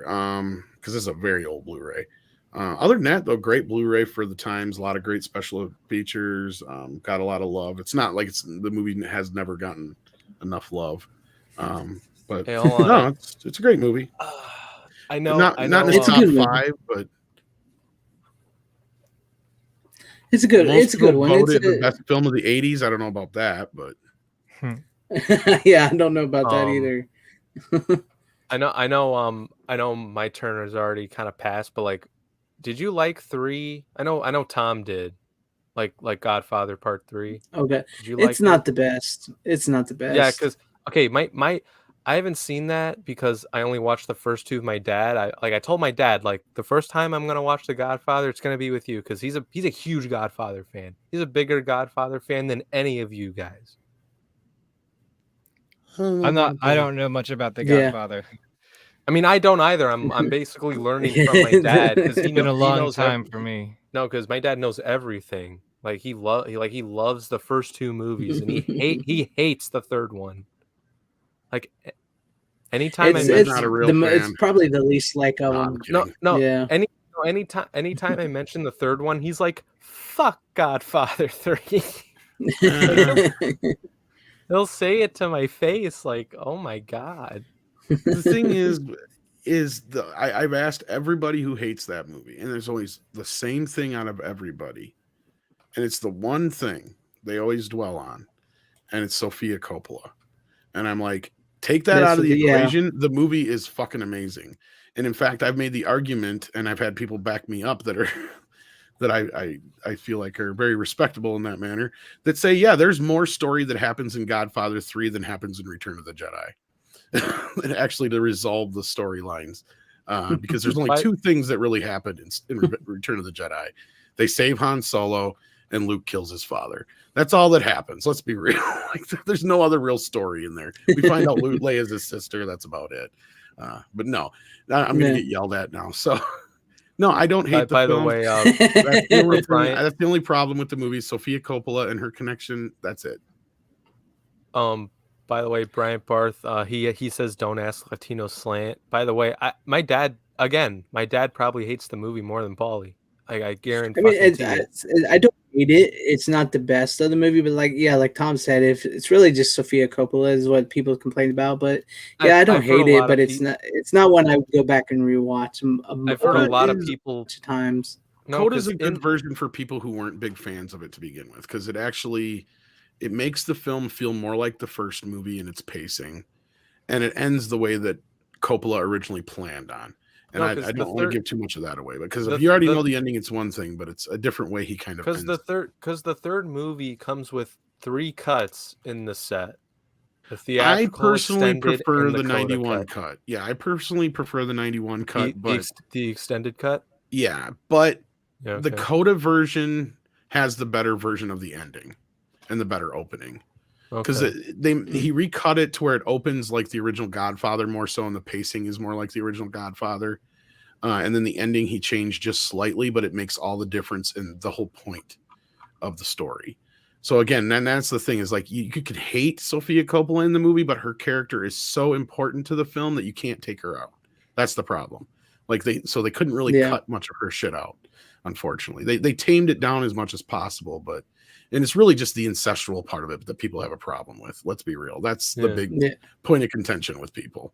Because I think because when I heard there were like different cuts of the film, I told my dad like, hey, had you seen like the extended cut of the 1990, was it one? Chances are he's only seen that version because the theatrical version was only released in theaters and on No, HBO. I'm pretty sure it was a theatrical cut because he had to have seen it in the theater. Yeah, if he saw it in the theater, that's the version he saw. But because my the dad 91 cut adds like 10 minutes to it. My dad was born in early 60s, so he's had to have seen it, like, without a doubt. I'm just saying, like the home video version when they released it, it was only that 91 cut. They never put the theatrical cut. This is the first time the theatrical cut's been on video. Oh, okay. Yeah, and I told him like, would you want to watch the coda like version of the film? And he's like, yeah, I'll give it a chance. So don't tell him not to expect anything new. There's nothing really new in it. It's actually more cut down and reorganized. I'm just curious to hear his thoughts on like kind of why he thinks the way he does. Because there's a lot of things my dad is not critical on when it comes to movies. The Godfather Part 3 is just is right there up top that he's like most critical on. Like for example, like my dad grew up with Star Trek. He loves Star Trek. For some fucking reason, he likes the J.J. Abrams movies. I don't know why. He said he also likes Wyatt Earp, so yeah, he liked. Oh yeah, that too, and he hates Tombstone. Oh my! You know what? I actually did something, Runner, because I've never actually watched Wyatt Earp all the way through. Amazon had it on sale, so I bought Wyatt Earp. I'm gonna watch Wyatt Earp, and I'm gonna compare it to Tombstone. And I'm gonna let you know what I think. Okay. Even though I know Wyatt Earp is the more historically accurate one. That's why my dad likes it for some reason. I can't stand that movie. It was so boring. It's so bad. I couldn't get through it the first time. I think I got about a half hour. I'm like, I can't watch this anymore. And after you see Val Kilmer as Doc Kevin's Holliday, just like, nobody. You're out of my wheelhouse, guys. I have all right, let's get back into your wheelhouse here. You're mashing like mafia. We haven't even talked about Raging Bull. Do you like Tombstone though, Kevin? I remember enjoying Tombstone as a Western. Because one day on vacation, like I get back from like Best Buy and Target, like I went physical media shopping, right? Because of these two fuckers. They got me into this mess. I brought home Tombstone on Blu-ray, okay? Because it was cheap. I wanted to have it. And then I brought home and I told like, hey Dad, I got a Western. I think it's one that you've seen and you like. And I showed it, it's Tombstone, and he's like, oh, Tombstone? Oh, that movie sucks. I'm like, what the fuck? No, I think I'm thinking of Unforgiven, so I don't even think I've seen Tombstone. No, I remember it though.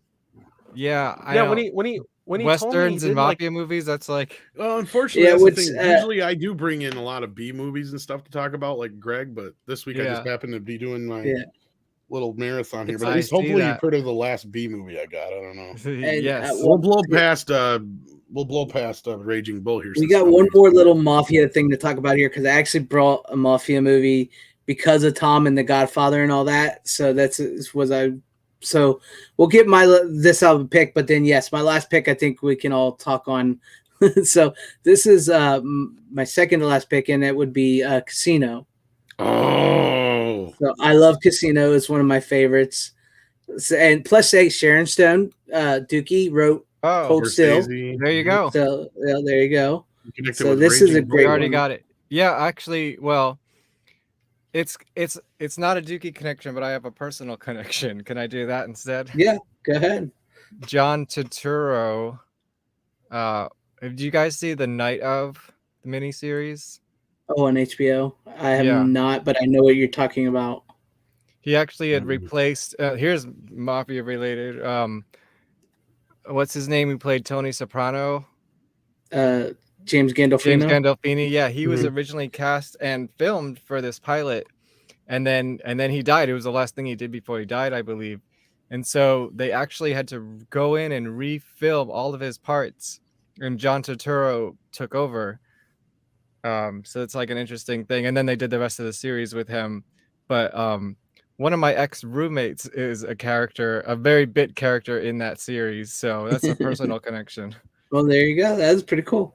But Yeah. yes, I brought Casino because of Tom and because we, it's sort of been a little bit of mafia thing going on here for a little bit. And That's Sharon why Stone, that Casino's works. great. Sharon Stone Sharon works. Stone.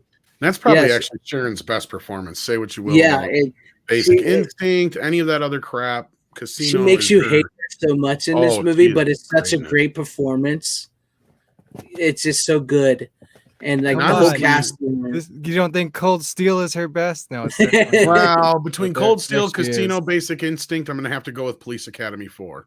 There you go. I That's was fair. thinking Action Jackson. So This is not a great movie, but Sharon Stone's in it and Dukey wrote it. So yeah, there you go. But See, yeah, I remember Casino- they have Cold it's Steel okay. in that. Did they ever release Cold Steel on Blu-ray or no? On Blu-ray, yes. Okay, I might have it. There is a Blu-ray, which now she's more prominently featured because she was Obviously. famous there. Yeah, and yeah, I don't think it's ever I been don't know on if I Blu-ray have it or though. not then. I might not. I mean, it's a fun little flick. It's a little cop, action sort of movie. Yeah, I don't know if I have it then.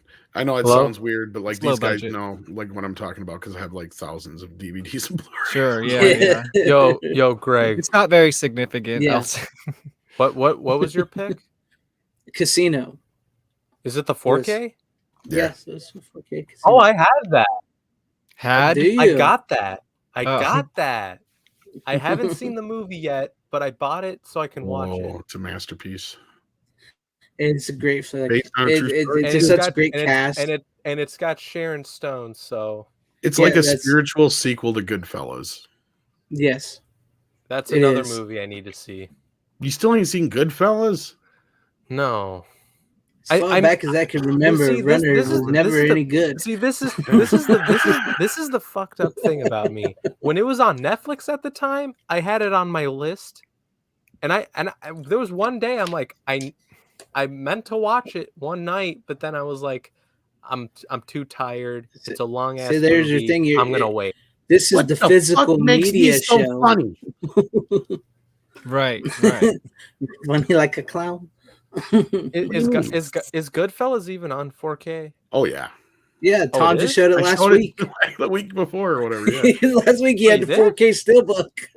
Oh Last boy. week you were sick last week. The week before Or This last. is the last show, I would Before. assume, right? Okay, I I don't remember then. Yeah. Quit drinking. Ruh-roh. Lay off the ganj, man. Yeah. But no, But yeah, I I've do done- have I- I do have that on 4K. Oh, Yeah, Casino's a I thought I'd classic. get Casino because Tom was talking about The Godfather and everything. This is, I know The Godfather, great movies, but this is probably one of my all-time favorite mafia movies right here, along with Goodfellas. And plus, I knew Sharon Stone was in that Dukey movie, so that's why another reason why I kind of bought it. So that worked together like that. So, but yes, that is a great movie. She gives a great performance in that. De Niro, Pacino's great, and like was it Night Owl that mentioned it? James Woods is in it, and there's so many other people in it. It's just such a great story, and it's a little bit unexpected. And then when you watch it, and it's just really good. Like Tom said, it is like a spiritual sequel to Goodfellas. So yeah. Well, he made it right after. If you have not and seen it. Yeah, very Yeah. similar feeling to it, based on a true story, just like Goodfellas, and yeah, a lot of the same cast, obviously. Yeah. It is a fine wine. It So, definitely gets yeah, better it's with a- time. Yeah, it does. It gets better the more you watch it. So, All right, let's all get right, back so to there was the B movie stuff. okay, What do you got for now us? we're out of the Kevin? mafia, so we'll get what do you got, Kevin? Oh, what is do you it want me? to share with us? We're out of the Yeah. mafiosa. I figured We're out of the We're mafia. out of the family. Just when I'll we're jump out, into- they pulled me back in. Yeah. Oh, and the puns keep coming. I thought I would maybe go into the 90s with you guys a little bit. And I'm gonna do, I don't have this on VHS, unfortunately, but I'm gonna do Clive Barker's Lord of Illusions. Nice. Have you ever seen this That's a one? good one. Yes. No. Yeah, this is from 1995. No, you go. Starring Famke Johnson from GoldenEye is what I know her best from, I guess, right? I've The seen X-Men that. movie. Yeah. This is a weird Clive Barker culty action movie. I don't know. It's an anomaly. It's not quite Hellraiser, but Dukey plays a cult member in it as well, and he has a fun death at the end, just like sinking into like a floor, and he's just really I remember creepy. that. I didn't know he was in that. Yeah, he is in it. See, I was a fan And, of Quantum Leap, so I rented that movie because of Scott Bakula. Gotcha. Yeah, Scott Bakula. See, I never knew Quantum Leap so much. I mean, I was aware of it, but I never watched it. But that makes sense. So yeah, this must have been around the same time, right? This is 1995. I think that was like right after his show that it ended, right after Quantum Leap ended and stuff, and so he was trying to make some movies. Wow, is it really the last one he directed? You know, if anyone has a connect to Clive Barker, I'd love to have him in my documentary, because not only was Dukey in this movie, he doesn't have any lines, but he's a creepy presence in it in a couple scenes. The Haunted Garage submitted songs to Hellraiser 3 that got rejected, which are available on my Indiegogo. I uncovered these demos that nobody's ever heard that were submitted for Hellraiser 3. And the best fun fact is that Clive Barker owns a nude painting of Dukey Flyswatter, and apparently it used to hang in his bedroom. And let's just say it's long. Well, I don't know Clive directly, but I might be able to put you in touch with somebody who might be able to. But I will take it, and we'll talk about Robbie. I don't know how much Clive had to do with Hellraiser 3, but clearly he's not. Clearly, in that movie, I was gonna say clearly he has a connection though with Dukey. So yeah, I'll see what I can do. I'll try and get you the info from the guy. He actually has worked on. You. Yeah, that'd be awesome. Almost all the Hellraiser films except for the first two. So yeah. But he knows the other 14 him of well them? enough, so I mean, he might That would be be able to awesome. get a hold of him. Yeah, they were not involved in Hellraiser 3, unfortunately, but they did go to the premiere when it was still a rough cut. I think he's still an executive producer or something like that. Okay, yeah. that's fair. I'm not 100% sure how much, because I mean, he was around, but like, because that's the thing is the guy I'm talking about knows him well enough, but like, here's the thing with Clive is I know he's like at this point in his life where he has like zero fucks to give. Yeah. So I don't know what he will do, if anything. I don't know. Right. That's why I'm just wondering, like, remember that guy whose thing you had on your wall? Like, do you want to talk about that? Like, he might just think that's so bizarre that he might want to do it. He might. I just don't know because I've heard you don't hear from him very often. Yeah, I see. I've heard a few things that might be health related, so I don't know what kind of shape he's in. So I have no idea. But no, he's last I heard him was on Chris Hardwick's podcast a couple years ago, and he didn't sound very good, but he was still talking, and he had limited time because he would just run out of steam very quickly. But I haven't even called the card in to try and have him on our channel yet because it's just like we figure it's not going to happen. But if you bring up Dukey, it might be something. Dukey could be the connecting tissue of all. He might be one of those things. Yeah, I was saying, that might be something that'll get his interest. Yeah, he might want to talk about Dukey's. Because the last thing he wants to talk about is Hellraiser. The last thing he wants to talk about is I got a different one. I bet you he doesn't talk about this one too much. Probably not, but no, exactly. Like something like Dukey, though, I could see him going, now you have my interest. Yes, please. Yeah, so Tom's got connections, so yeah. Good to know. That's cool, and you're my best and friend, I do Tom. And Lord of the Illusions is actually a pretty good movie. It's pretty creepy too, especially like when they get to the end when they like resurrect the cult leader and stuff. That's pretty creepy. Yeah. And he's one of those cult members who's just like in those scenes at the end. So I said it's so interesting to hear because like I know him from a couple like the movies I brought on and stuff, and then like to know that he's one of his few 90s part of movies. so many other things in movies. It's kind of interesting to find this all out. Why is the Blu-ray $139 of Lord of the Illusions? Yeah, I'm just like I don't know. It was a Scream Factory. Yeah. Is it Scream Factory? Did I miss out on it? Yeah, it's out of print, but I wouldn't. I wouldn't go spending that because chances are it'll probably get a new. Oh no, this is one of those Dukey movies I'm not gonna spend $200 on. I'll wait. It's cool. He's only in it for like a few minutes. It'll probably get a 4K release on the line. Yeah, but if you go to the special features and deleted scenes, there's a scene with him that's cut from the movie where he actually does have some lines. He was cut out of a lot of movies in the 90s. Oh, you know what? That's what I said. I see. I watched it. Well, I know what my last pick is, but I'm gonna have to run and get it. But I just thought of something. But I was just, I watched the thing with Dukey. I watched the thing with Dukey earlier, and he was I can't remember what he said. It was just like a thing I found on YouTube, and he was cut out of a movie. But then he was like, "I'm directing my first movie. It's called Whitey's Finally Going to Get It, where it's an all nude white cast, no more clothes black for actors." Yes. No More Clothes for Whitey is a movie that never happened, that he was going to produce and write and direct. I think it was going to be his first directing role. And I got to ask him more about this because I kind of forgot and skipped over it in our 8 hours of interview that we did. But you know who was supposed to be the lead voice in it? Because, yeah, you're right. It was going to be an all nude white cast. But voiced by black actors. And the lead actor was going to be, really weird. Drum roll, please, Rudy Ray Moore. Dolomite, ladies human and gentlemen. tornado. Yeah, so they almost worked together, and apparently he was very excited about it. Down in the jungle deep. Yeah, that was, and I hope that would there's have a been a script out there one. for that somewhere because I would really like to read it. That's cool. Hey, welcome VHS Mikey. He said he's pumped for the Dukey VHS doc. Mikey, yes, I love that guy. Yes, he's a great guy.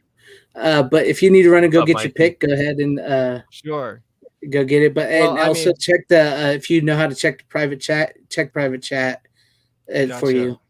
So gotcha. All right, cool.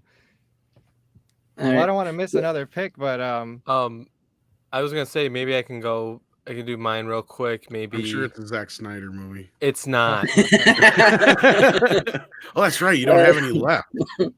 No, I actually do have a few. I just haven't shown them yet because if I show and then I'll run. Because if I showed him off, yeah, he's like I could have went off during this Raging Bull Godfather. I know. I wish I'd thought of it then. It's okay. So we didn't talk about. We didn't even talk about Raging Bull at all. I know we kind of just glossed over it, didn't we? That's all right. It's Rocky rated R. It's a good movie, though. I like it. It's a good movie. I've seen clips of it, and to me, it just looked like Rocky, but like it is exactly what Kevin. a black and white Rocky. It is. It's a decent film. It's again, it's not Scorsese's top 5, but I've heard it's good. It is. Let me ask: Did you like Grudge Match? Yeah, Tom? Yeah, I enjoyed that. I like that movie. I didn't think it was so bad. It was nice. Yeah, I thought it was. Honestly, I wished it would have been another Rocky movie. I thought like I thought it was kind of funny. And the way it plays out near the end and stuff, it is sort of like a Rocky movie. Well, it is kind of playing in the whole like Raging Bull versus Rocky thing. Yeah, right, yeah, which is great. So, no, I enjoyed that film. Yeah, I enjoyed it too. I think I have it on Blu-ray actually. Me too. Hey, I'm back. Did I miss anything? No, actually, Runner didn't get to show his yet. Perfect. Yeah, Runner didn't even show. Runner's turn now, I think. Let's see your stuff. Don't worry, it's not a. It's not a fucking Zack Snyder movie. Show us your thing. All right. Well, then it's a Nolan movie. It's not a Nolan. It's not a Nolan movie. So this movie, I'm only showing this one because the new movie comes out. I think it was technically already released for some people, but it's releasing. Opening night is tomorrow for the second movie.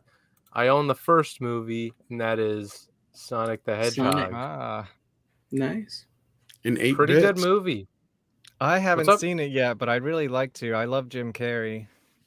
Yeah, he was great as Dr. Eggman in this. Yeah. By the way, so this set is pretty cool. This is something that Paramount just released. It's one of the few Paramount 4Ks that comes with a Blu-ray. Because you don't get those a lot from Paramount. It's usually just 4K.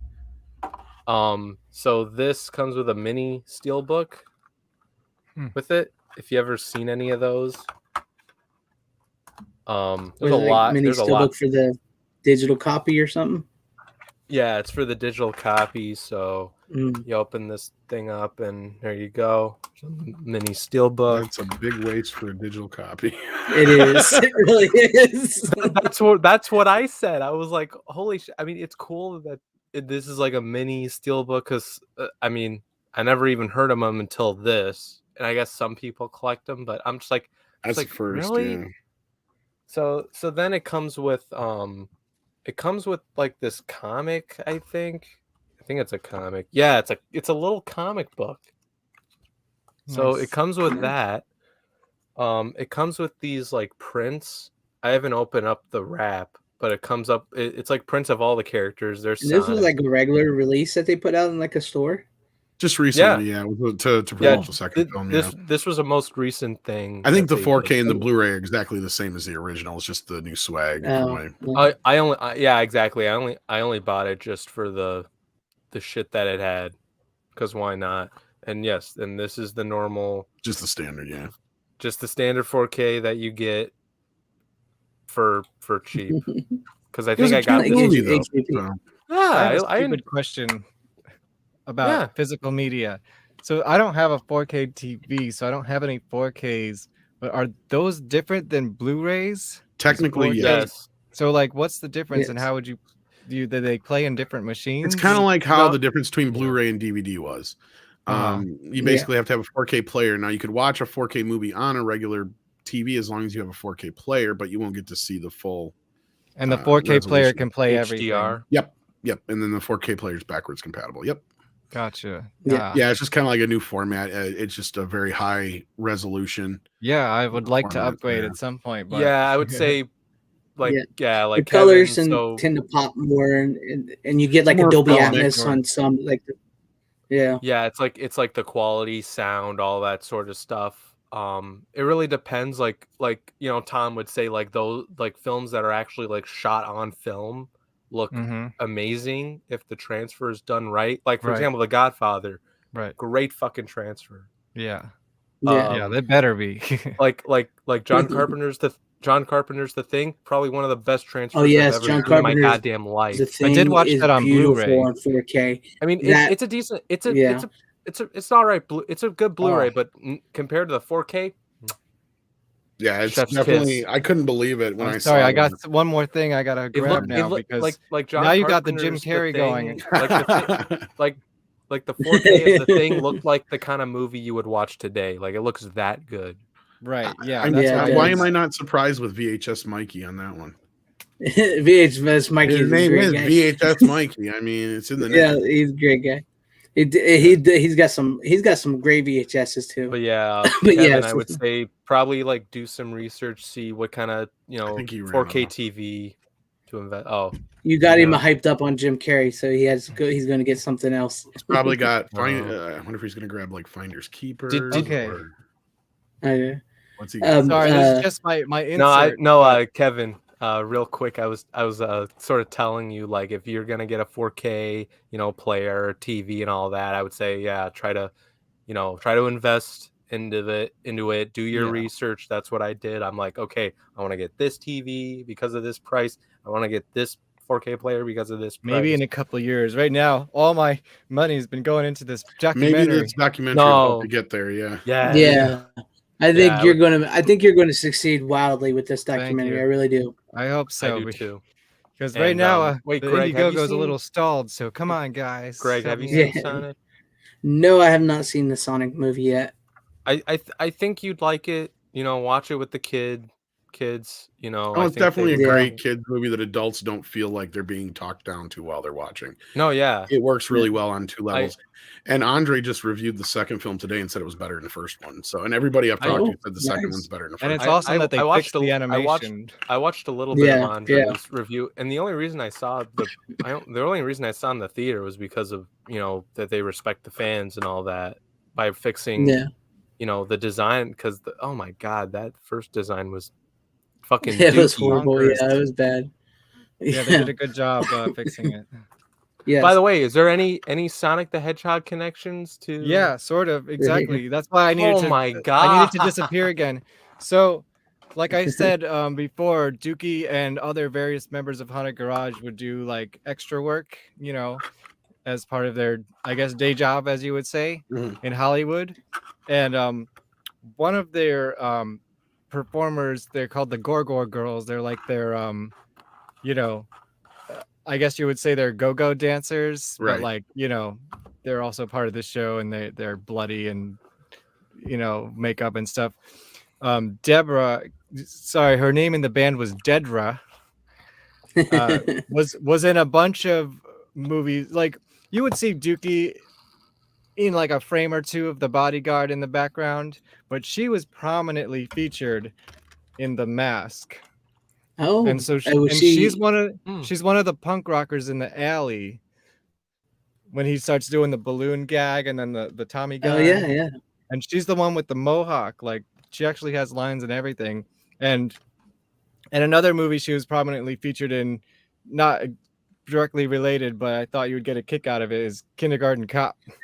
That's funny. And if you want to connect it to Arnold again, Terminator 2 as well. Ah, So really? you'll find members of Haunted Garage in The Mask and Kindergarten Cop and Terminator 2, but prominently featured in The Mask. Speaking of Terminator 2, since you're kind of like, if you're gonna get into 4K, just letting you know, that's a good one. T2 is not a good 4K transfer. Oh, really? It's no, not. T2 is bad. It's one of the bad transfers. I just want to. That's disappointing. I want to make you aware that Thank you. I don't know, James Cameron just doesn't seem to cooperate with all this 4K shit going on. He's too busy doing Avatar, huh? Yeah.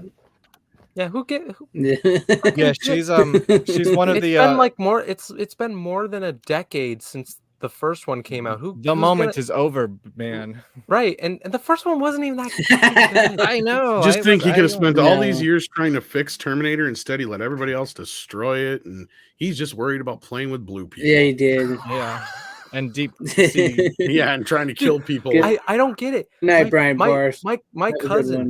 My cousin, she watched Avatar like 8 fucking times in the theater. Who has time for that shit?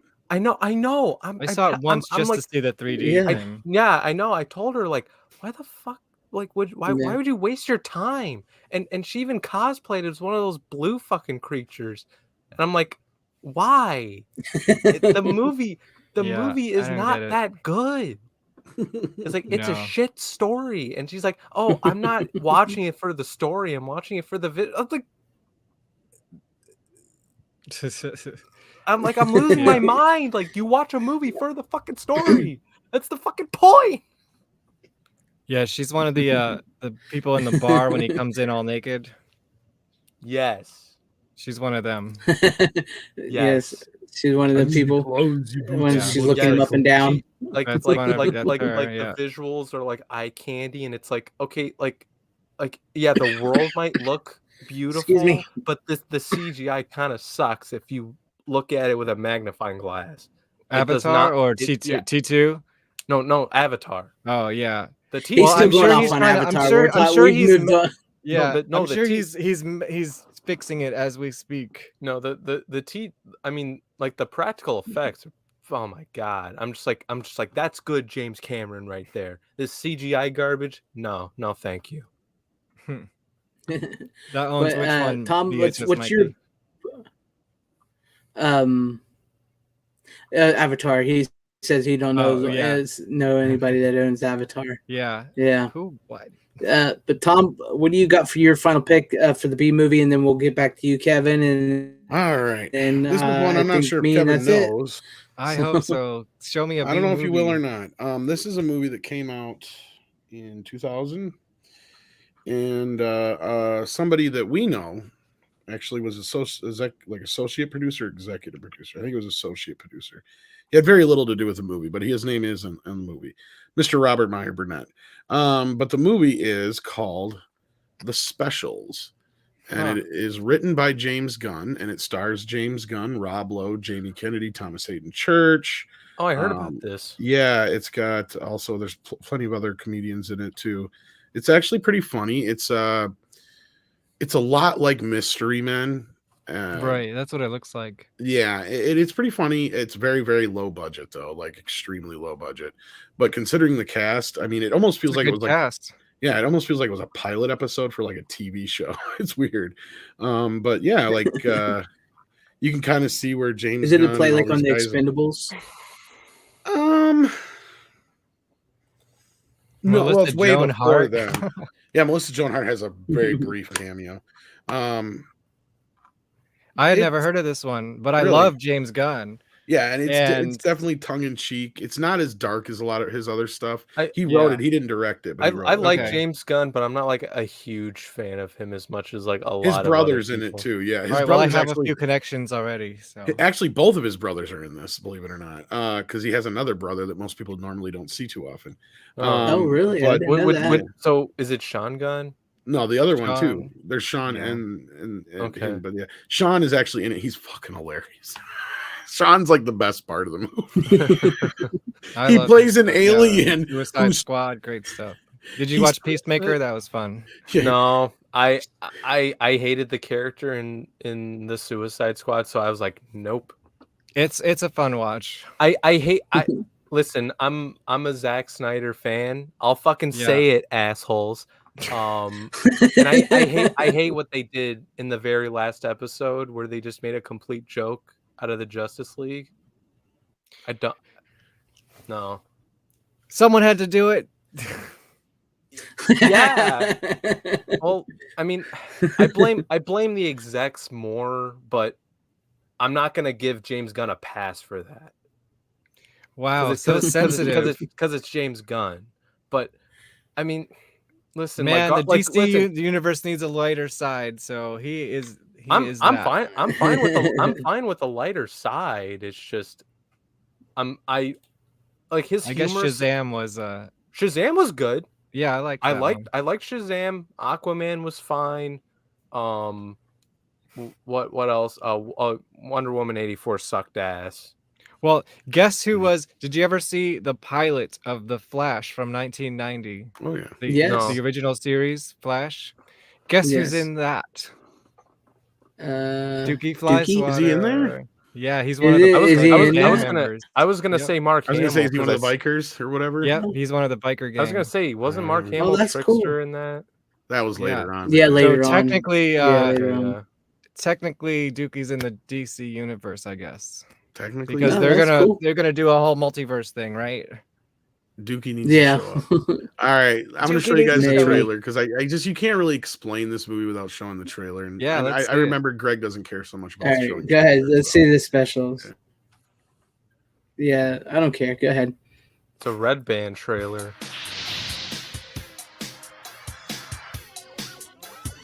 Meet the specials. So it's Jamie like an Kennedy. Is that Jamie Kennedy? Yeah. Yeah. That's awesome. The seventh best superhero team in the world. As a special, you'll experience all sorts of exotic wonders. We're there for the oddball, the rebel, the outcast, the geek.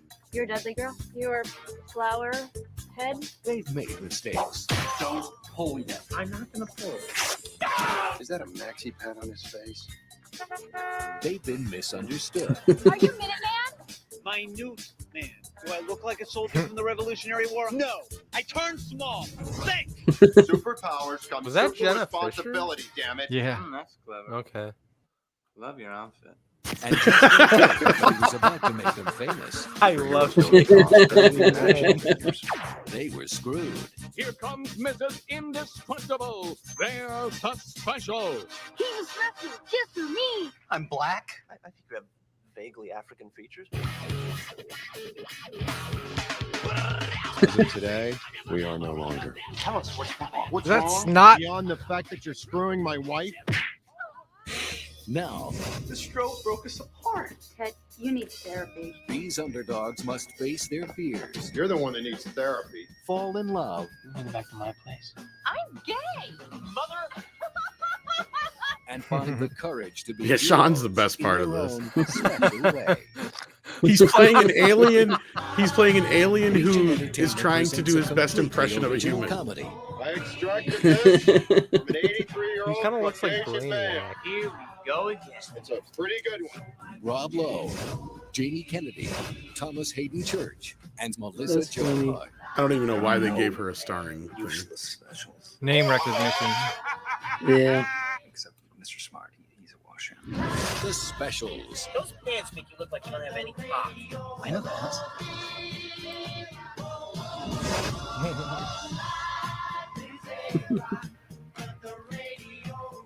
Yeah, I would check that out. I'll watch anything that James Gunn touches. This actually looks good. I watched a little bit of Slither. I haven't gotten through yeah, all of Slither. it. I've heard it's good. Yeah, it's fun. I'll watch his like original And stuff. Michael Rooker's in it. Yeah, but he dies in it like every other James Gunn movie, right? Well, he turns into the Slither. So technically he. Oh he my dies. God! Spoiler alert. I was gonna say spoilers. I don't. It's how, not the why. I don't really care because the only movie Michael Rooker's ever like been alive in a James Gunn movie is the first Guardians of the Galaxy movie, which I love. And then he dies in 2. And so Robert Meyer Burnett executive produced that. Is that what you said, Tom? I think he's associate producer or something like that on it. Yeah. And how do you know him? Oh, Rob is a good buddy of ours. Yeah. Yeah, Rob. He's on. You don't here know on Rob. YouTube. You don't know Robert Meyer Burnett? Yeah, he's usually on Midnight's Edge and all that stuff. Oh, okay. He used to. He's made a few films, but otherwise Free Enterprise.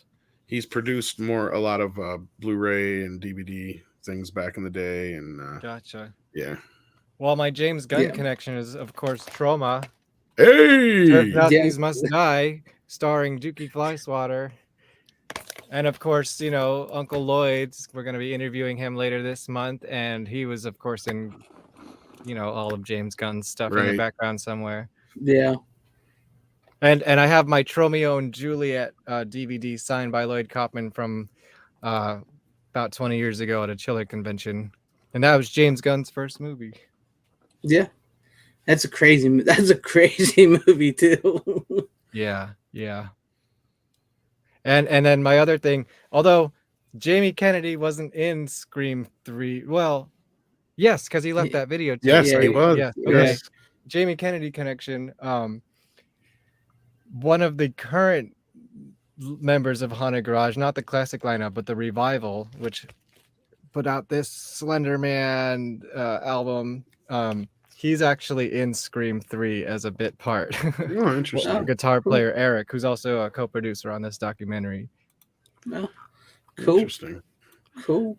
Oh yeah, because I was looking here to see if I was wondering if Lloyd maybe popped up in this movie, but I don't think he is. I don't remember seeing I don't him. see his name on here. I'm surprised. Yeah. But I mean, it probably wasn't big budget enough. Like, no. If it's a, you know, if it's a Marvel or a DC movie, he's gonna pop up there somewhere. Yeah.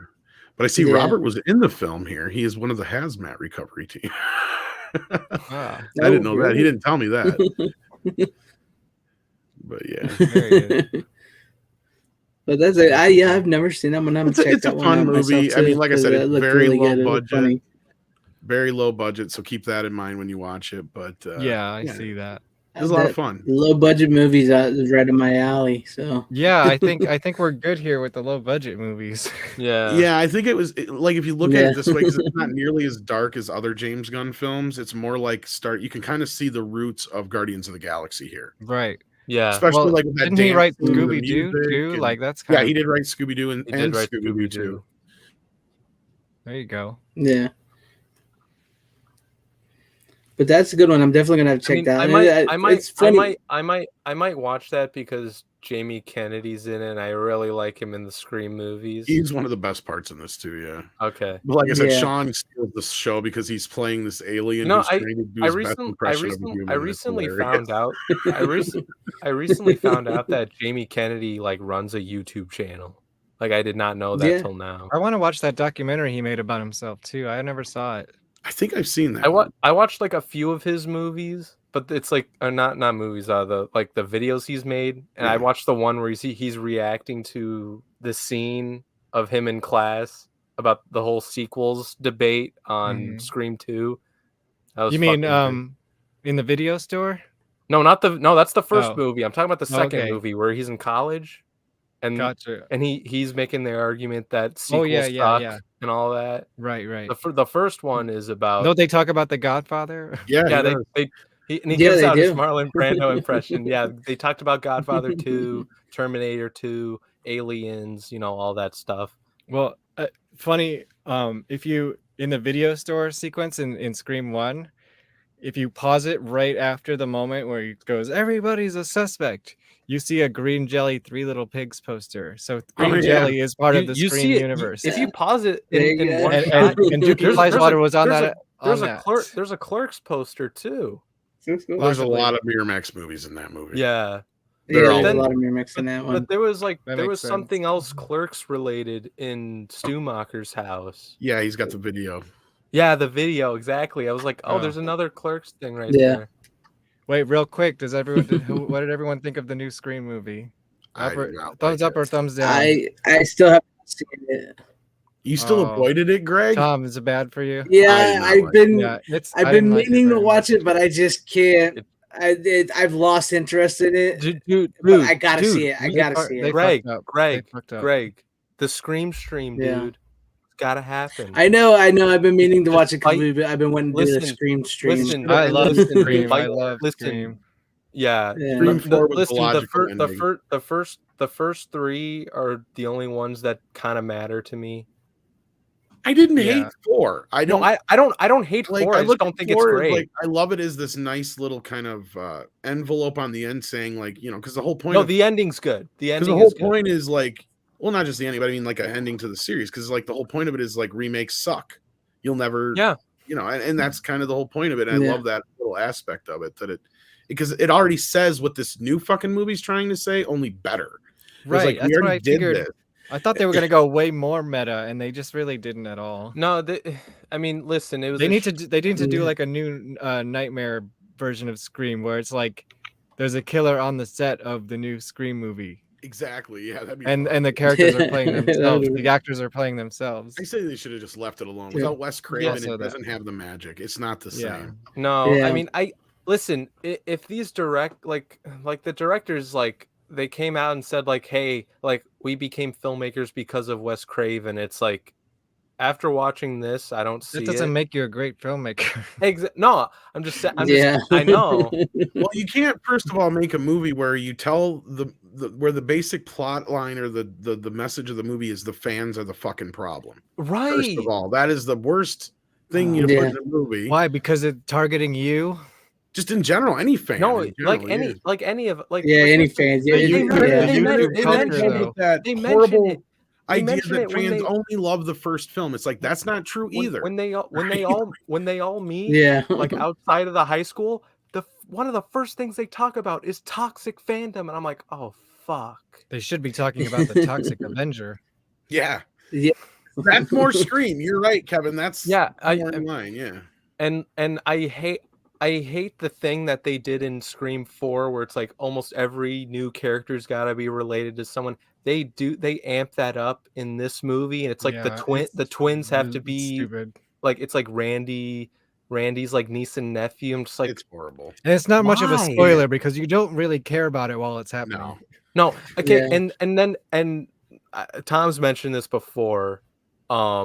There's one character in this who sees a certain character that you might know from the first one, who is a father of this character. Let's just say, and this is how I put it It avoid makes no spoilers. sense. It makes absolutely If no you hated the idea of Sydney being able to see the ghost of her mother in Scream 3, they amped that up to 1,000 in this one with a different Yes, character. they do.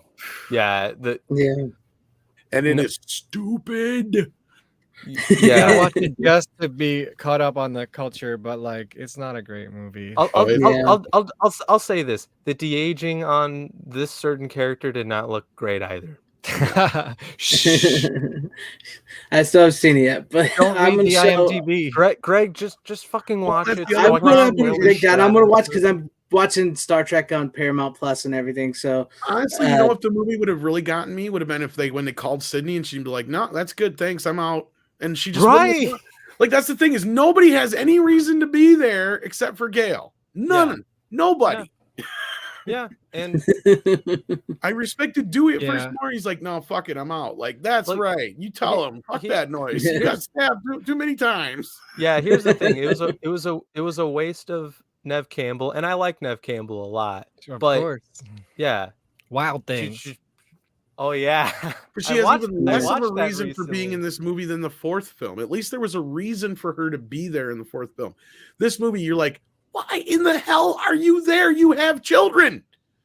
Get the fuck away from me. Yeah. None of this has anything to do with you anymore. This is way beyond you. Right. Like out of Dodge. Don't come back. It was like it was a complete waste of time. The only reason she was there is for the new girl to shit on her. That's the only reason why Nev Campbell was this there. way. Let's look at it from the logical standpoint.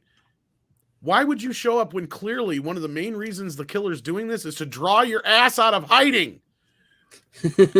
Yeah, everything came together a little too perfectly. It's like exactly. Like when you mentioned, what? Like, dude, I'm sorry, but I work with teenagers and they're not that smart. No, and and not smart enough to like, and the killer like listen, orchestrate an entire murder. One of the two killers I could sort of buy, and then the other one's like annoying as shit. Okay, this is the problem with the fourth movie where it's some 6-foot dude as Ghostface, and he already knows. Spoiler brought alert. up a point. Yeah, this movie suffers from the same problem every movie does when you have a female killer. You cannot have a 6-foot, 200-pound fucking stunt man playing the killer in the movie when one of your killers is only 4 foot nothing and weighs 100 pounds. It was Stu the whole time. Not only that, like they lie to your ass on the poster and in the trailer. Like I know they make it seem like the original people are the killers. Yes. Yeah, I was like, there's no fucking way. Like that would make no sense. Well, there'll be another one in about a year. There is going to be another one, yes. Yeah, they're gonna be no. Yeah, they're shooting the sixth movie this summer. Yeah, they're doing it. Which I probably would skip out on that one completely. It was a big success because everyone wanted to see it, but it doesn't mean it was good. I'll watch it just out of curiosity. I'll watch it too.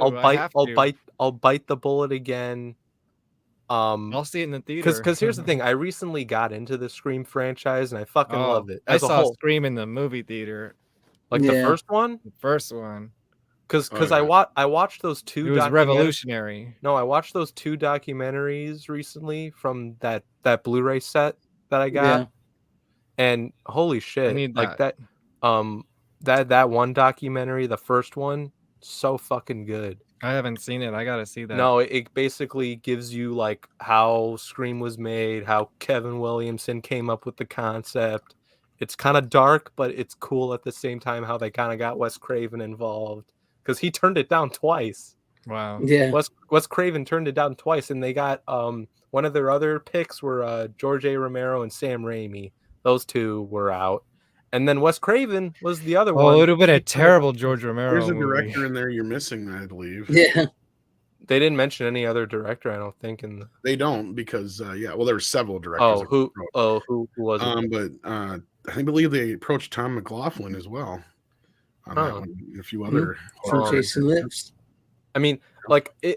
That is why they picked him, because of Jason Lives. Because Jason Lives was more of a satire on the Friday the 13th. So they're like, this guy gets it.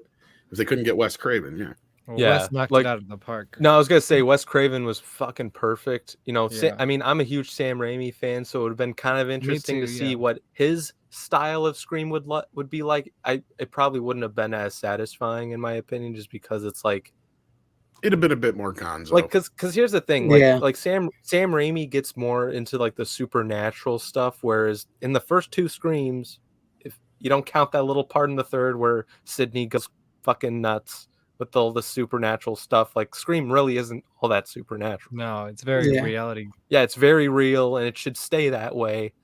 They did. I mean, and that's why in the new one it took me out of that reality, because it's like, oh wait, there's a character named Wes now. Stupid.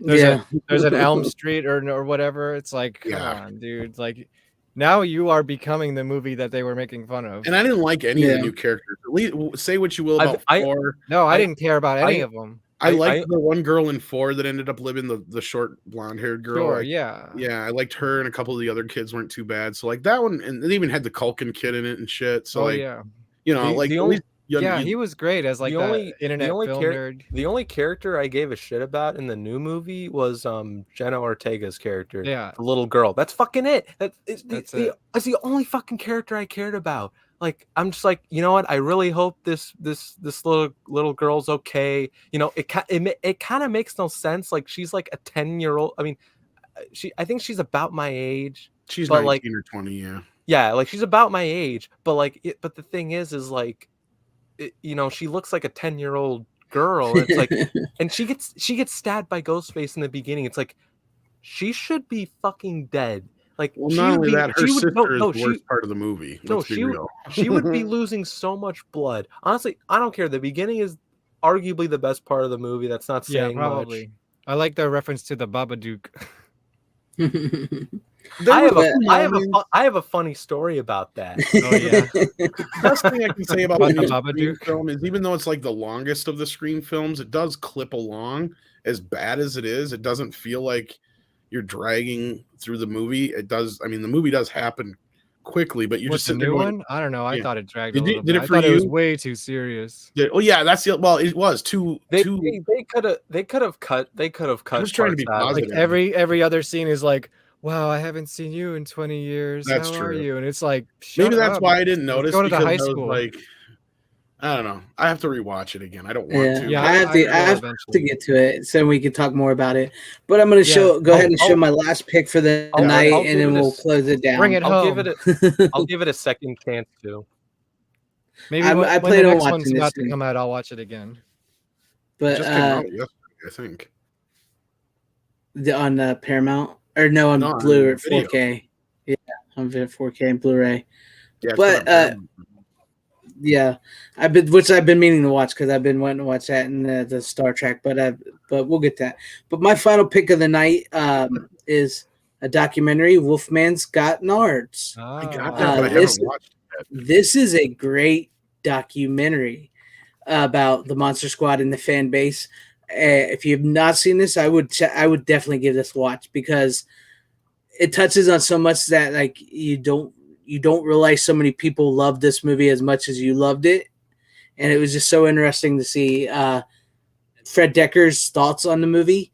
He believes it's like his best movie he's ever made, but like he also has this contention in him because he put so much work and effort into this movie and into the Monster Squad, and it flopped. Mm-hmm. You know, so, and he didn't, and to them, they didn't know that Monster Squad had become such a favorite amongst so many people till like 20 years later. So like, yeah, I've been meaning to watch that. Yeah, so this is like, I've been aware of it for a long time. This really delves deep into that with like Fred Decker and Shane Black and the cast. Like the kid that played Rudy, he didn't want anybody to know that he was in the Monster Squad at all. He would never tell anybody because it hurt him so bad when the movie flopped. I have a connection. So yeah, go ahead. Well, apparently Fred Decker wrote the original story for House 2, which I've never actually seen, but they use sets from House 2 in Hollywood Chainsaw Hookers. They recycle some of the sets from that. Yeah. Well, there you go. That's pretty cool. But excuse me, if you like the Monster Squad, and Tales from the Crypt. Oh, that's cool. If you like the Monster Squad, check out Wolfman's Got Nards. It's a great documentary. Is it streaming anywhere? Do you know? I do not know if it is streaming anywhere. I know it's the physical media show. Yeah, typically we buy everything. I'd like to watch it. But yeah, I don't know if it is, if it's not. But Andre Gower, who actually played Sean in the movie, directs it. Does a great job. He does a great job. So yeah. Yeah, I see Adam Green and Joe Lynch are in it. I love them. Yep, Joe Lynch, Adam Green. They all talk about their love for Monster Squad. So I want to get on there. I want to get Dukey on their show. That's my goal. I'd love them to pick his brain about, old Hollywood. Yeah, old Hollywood stuff. Grindhouse. But yeah, it's really great. It's a really great look through, and to see how this movie affected all their lives, because they put so much work into it, and they really, really enjoyed it. They really liked it. They thought it was going to be something, and It was flop. eventually, yeah. Yeah, and eventually, and it took like 20 years, and none really knew the impact it had on so many people years later. So, and Yeah, they talk about the similar. release of the DVD and everything. Yeah, go I ahead. would say that's just similar vibes to like the retroness of the subject matter of my documentary. Yeah, Just that's like why I brought it it's around. kind of in style again. Yeah, very well done. Yeah, there you go. It's like, So I figured I'd close off with that documentary to talk about your documentary, and then we'll close it down. So once again, if you would like to back do the Life and Slimes of Dukey Flyswatter and the Haunted Garage, the link is pinned at the top in the chat here, and it's in the description. yes, please contribute. So If you check can't it out. contribute, send it along to somebody who might like it. Just spread the word of Dukey, because I am just one man band pretty much doing this whole thing, and I need the community help to so spread it out, share it out, together. whatever. Please. And I thank you guys for coming on here. Thank you, Kevin, for coming on. And check out the Monster Squad movie too, because that's really good. The documentary is good if you can find it. Yeah, I had one more that he got cut out of that, because I know you guys were film nerds. This is what I went to run and get before. Maybe you would appreciate. Oh yeah, this go ahead one, real because quick. I got a Criterion collection for you, okay? All right. And Dukey was largely cut out of this too, but it's the Fisher King. Oh yeah, the Fisher with Robin King. Williams and Nice. Jeff Bridges, and directed by Terry Gilliam. And it's funny because he got cut. I did find him in the background. You see him like a little bit, but his main scene was cut out. But you know how the character Jeff Bridges' character works in a video store in this movie? Mm-hmm. I don't know if you guys have seen it. Yeah, but he works yeah. in a video store, and very prominently featured in the video store is another Dukey movie called Cyclone, in which Haunted Garage was actually performs in this movie. It's another Fred Olin Ray movie. So even though he's got cut out, he's still in it. That's cool. Is that the chick with the motorcycle? Martin Landau's in this. Oh yeah, that's So what's a her connection name? for you, right? Yeah, So here's your Martin Landau connection right here. that's pretty cool. Jeffrey Combs is in this as well. Yeah, that's and the chick from the Fall Guy. Heather Thomas. Yeah, I think she's from the Fall. I know she's from Playboy or something like that. Is she from Fall Guy? I think she's from Fall Guy, but I'm not sure. But Maybe. yeah, Heather Thomas. Yes, that's crazy motorcycle movie. Yes, But yes, Haunted Garage is the band that plays in that movie. that's awesome. Great connections. But there you guys go. Have it. Check it out. Back it. Thank you, Runner. Yes, thank you, Tom. you. Thank you, Kevin, for hanging out. And Anytime. Let's come back for the Phantom of the Opera episode. yeah, come back and talk about Phantom of the Opera one day, because he's a huge Phantom of the Opera fan. To everybody in the chat, thank you for hanging with us. Tyrell72, Andre Enrico, VHS Mikey, Night Owl, Cynical, VHS Mikey. Bill Barkley. Yes, VHS Mikey's awesome. Zax, the Rookie Critic, Brian Barth, HVP, Joey. Anybody I missed, I apologize, but thank you all I for think we had a hanging member out. of Haunted Garage in there. I don't know what screen name he was under, but I think Oh, we had yeah, a Haunted I Garage think member in somebody- there. Death Row Toll, they said. Death Row Tull, Is he's the that- bass player of Haunted Garage. The Yeah, so latest he was incarnation. in there. Here you see that's him pretty right cool. here. This guy was in your chat. And he's That's pretty cool. He's got a character design based on Wes Craven's Shocker, right? Didn't he do that? Yeah, that's awesome. So there's that's another awesome. Wes Craven connection there. That's awesome. And thank you, Random Brad, too, for hanging out. Anthony Draven.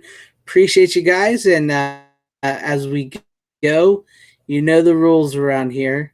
I got to find it. If I can find the clip, as always, it always takes me a minute. We'll see you guys next week. How you doing? Bitches leave.